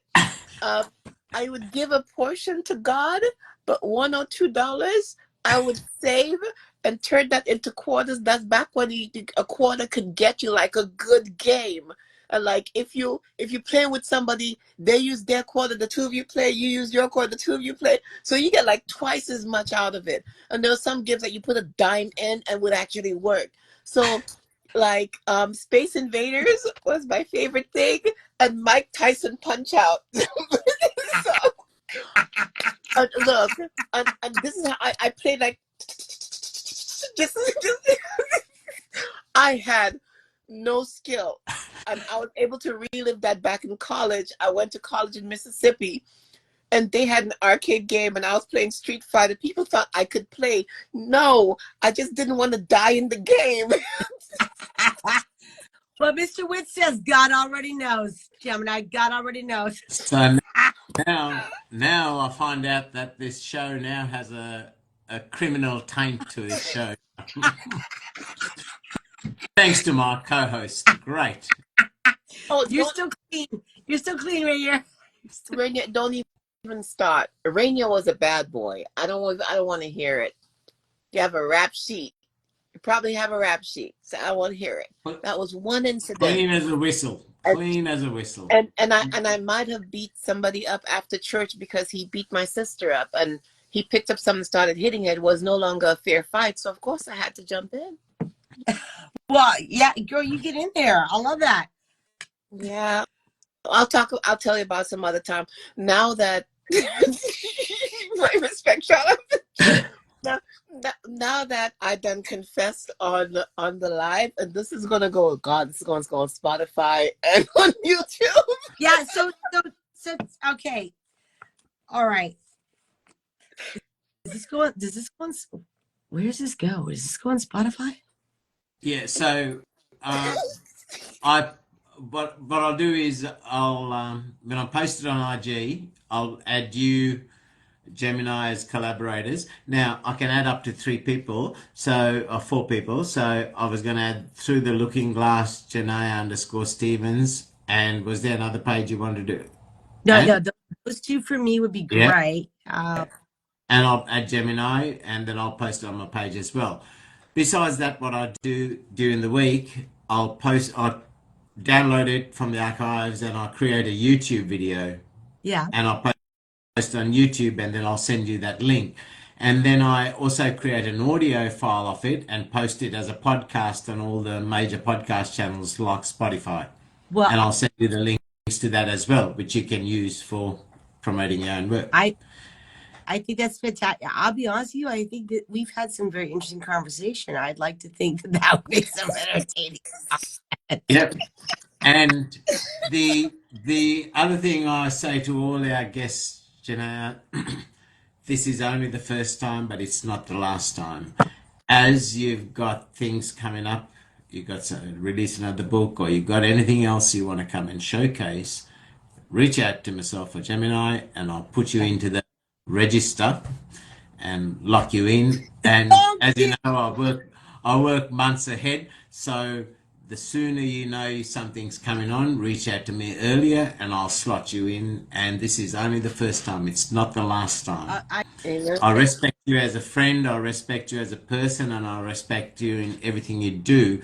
And featuring you on the show is truly an honor. It has been far too much fun. It cannot be the last time. How many pieces can I squeeze in here before the end? You can go some more, as many as you want. All right. Yeah, Rainier locks you in. That's right, Todd. If y'all could just see the comments. They're so good. I'm having too much fun here, but I do want to say this. Just to round back to, I'm going to finish. I'd like to do 2 more pieces. Go for it. Okay. And I'm just checking my notes. Okay. So I'm going to finish with my piece that I love, Father Time, that I wrote. But just to round back to the first piece I started with, my warrior, about my daughter. Mm-hmm. This piece is called The Verge, and it was published in Brandy's second anthology that she put me in, Love is Pain anthology. But anyway, so here we go. The daughter. Her pleas. I don't want to grow up. I'm scared of the future. I don't want to live alone. I'll always play with my toys, the floor scattered with them all, frantic. She's clinging and searching for joy. Today's outfit planned, clothes that are too small. She refuses to be tall. The mother, her side. I don't want to grow old. I'm worried about the future. I don't want to live alone.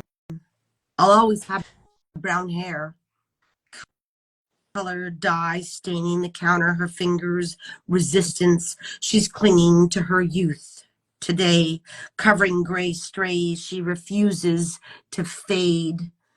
Mother and daughter both in hormonal storms, raging within, on the verge of big changes that feel like cliffs. They hold each other because neither of them feel like letting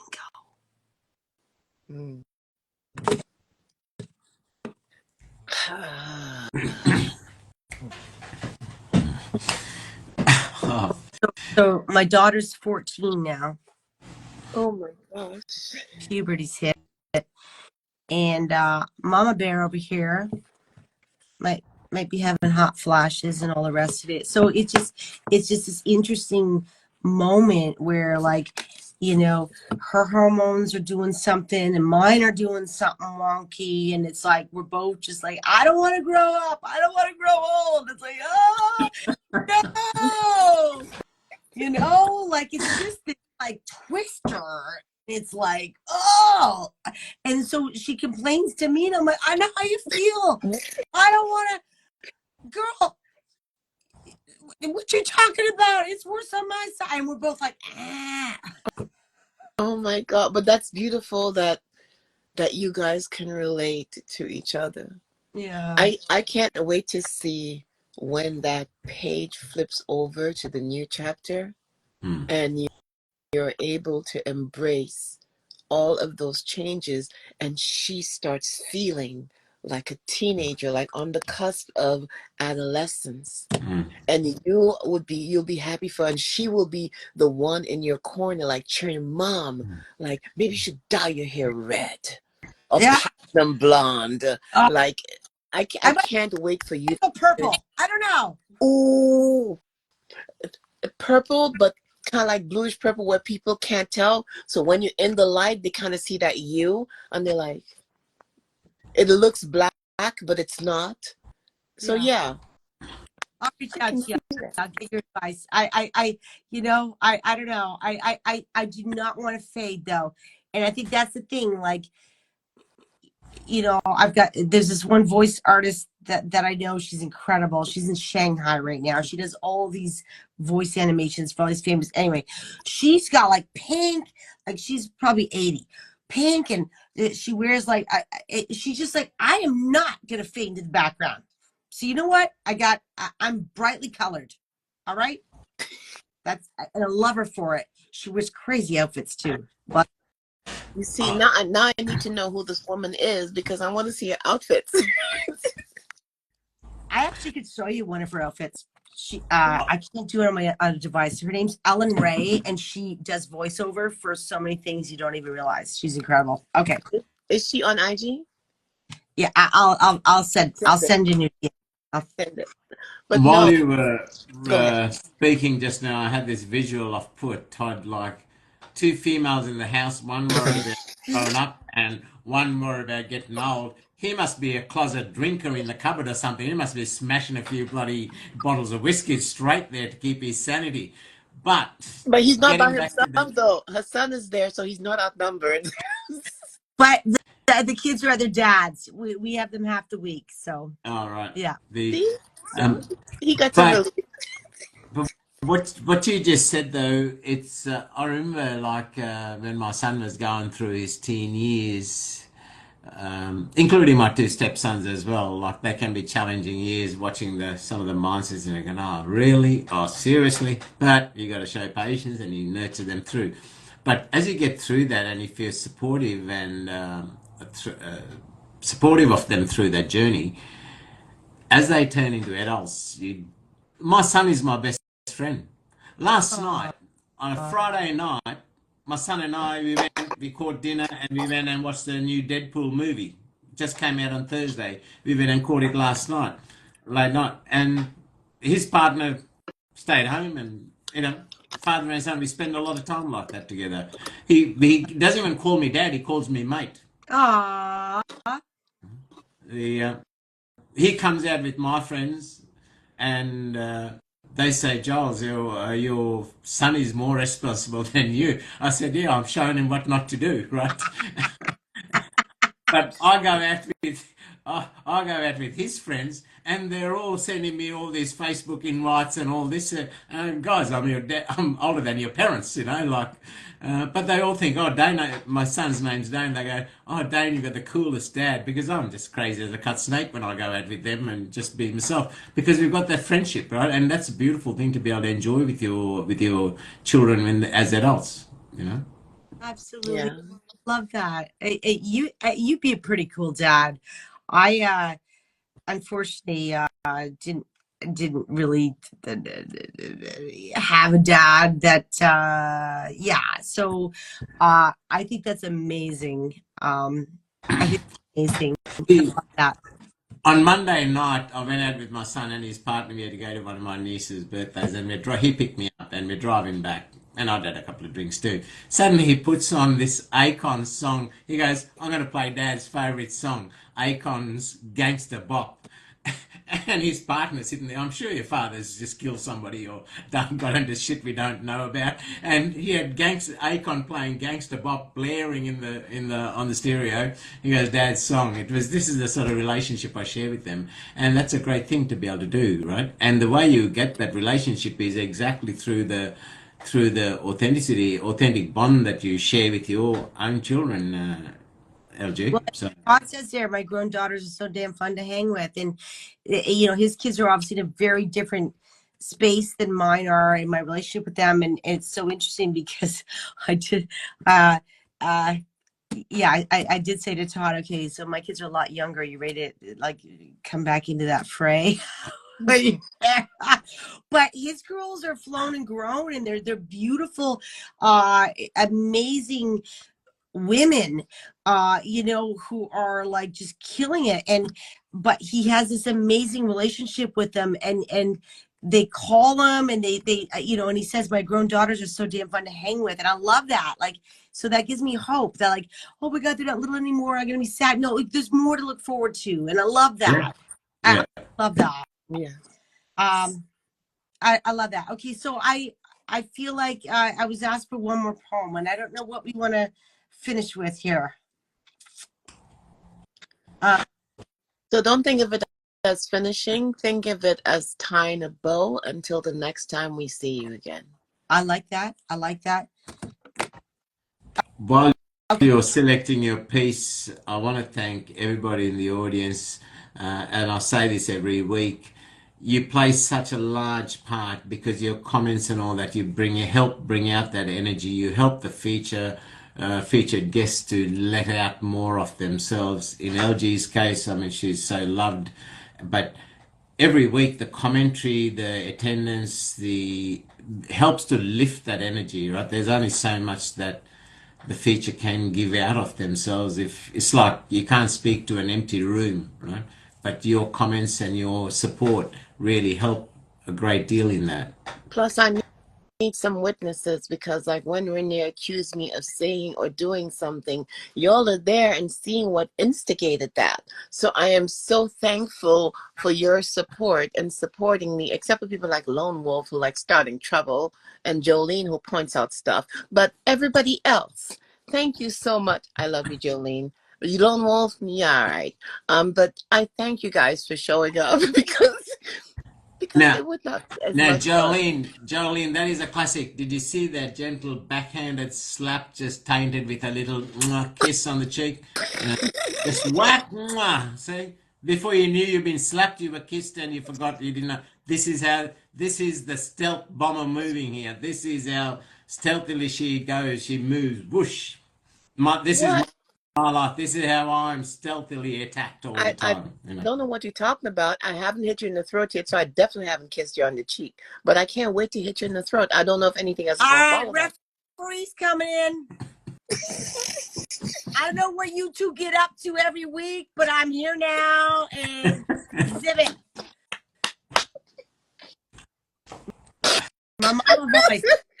Studi would call this my mom voice. All right, you two? Yes, ma'am. All right. See, Let's see Jolene what you said did here. she's lost. She didn't even know she did something wrong. See, this is exactly, Jolene, now you know how I feel. Look at that. There you go.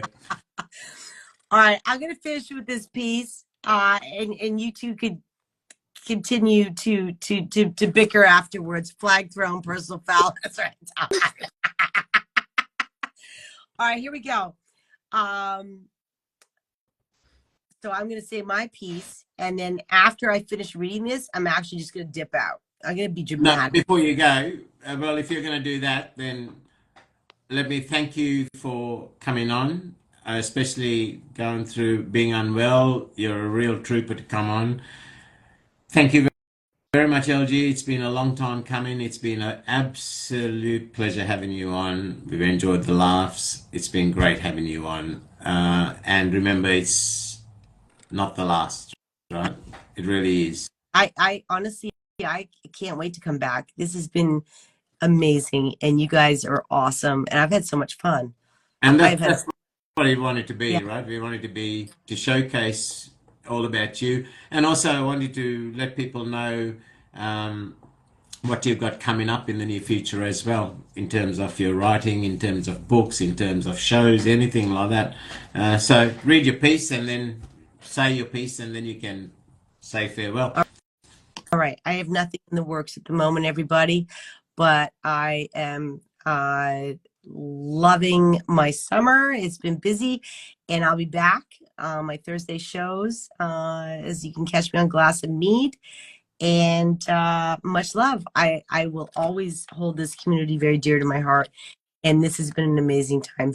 I'm honored that you asked me to come on, by the way. And I just thank you so much. All right, so here we go. I feel like I want to end with this one. I don't know why. This is called Abandoned. There is a house I drive by all the time, and it haunts me. The vision of it sticks with me, abandoned in the middle of a field, grand at one time before the paint started to peel. The windows are boarded up with wood, light no longer streaming in.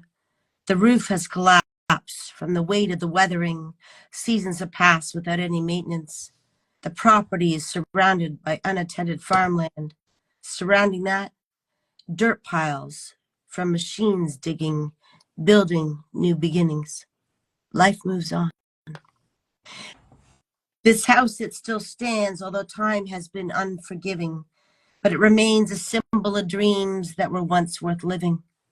Inside, laughter and love most certainly did reside for a time, along with tears and fears and dreaming.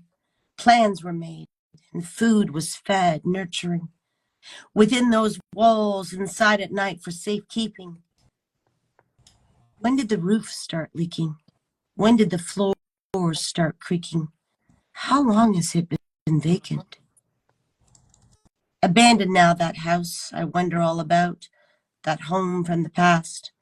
What happens to the dreams we build that are abandoned in our hearts for various reasons? Maybe due to us in part, or maybe brought upon us.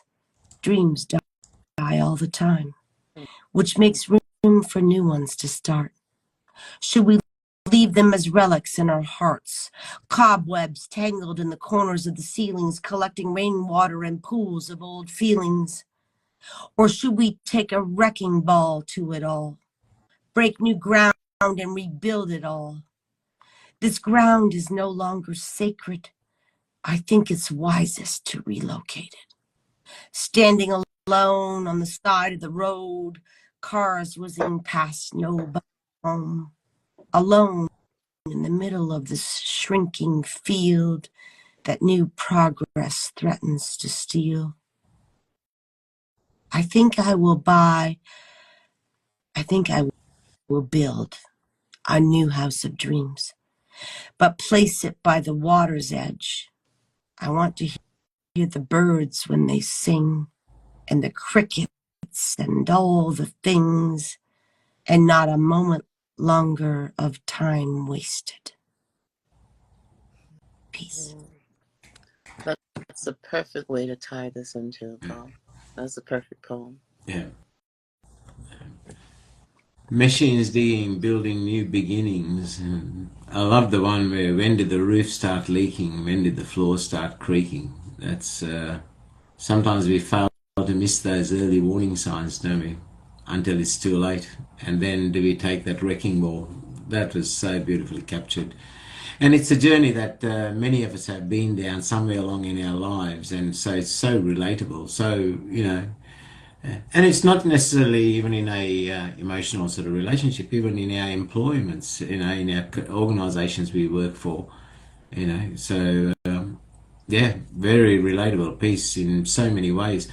Even bonds between parent and children, right? All of it. Yeah, it covers so much. Yeah, like and it literally, like, just to let you know, I don't write, like, I don't have a piece and I work on it and I go back to it. Like, it literally just comes out of me. And so it's not always perfect grammatically. I don't do a lot of, like, I know, and I've got a free verse style. I realize that, but there was a road on the way up to work. Is a very, very developed area, and it's constantly being more developed. But there's a country road I drive up to go to work, and there's all these houses that are soon to be, you know, consumed by developers to build subdivisions, and you'll see this abandoned farmhouse in the middle of this field, and it'll be boarded up, and it was and you think, what's the history of that house? What's things that the house has seen, and it's just it just fascinates me, that whole anyway. Okay, the old farmhouse, exactly. It's just so It's like there was so much. Sorry, Rainier, go ahead. yeah, it was a transition in my life, Mr. Witz. It certainly was. It certainly. Oh, honey, I didn't mean to make you cry. No, you were going to say, no? Okay. It's like there was so much history, so much life, so much love, and all of the things that could have been their children playing, people falling in love, just everything.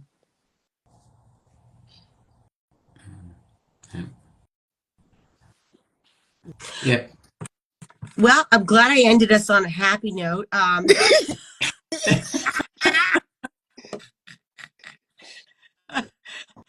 All right. I love you too. This has been fantastic. I've had a great time. LG, honestly. Thank you. And I'm glad you enjoyed yourself, because I certainly enjoyed myself, and I know Gemini has, which no doubt she'll let us know how she felt. I'm sure she enjoyed herself.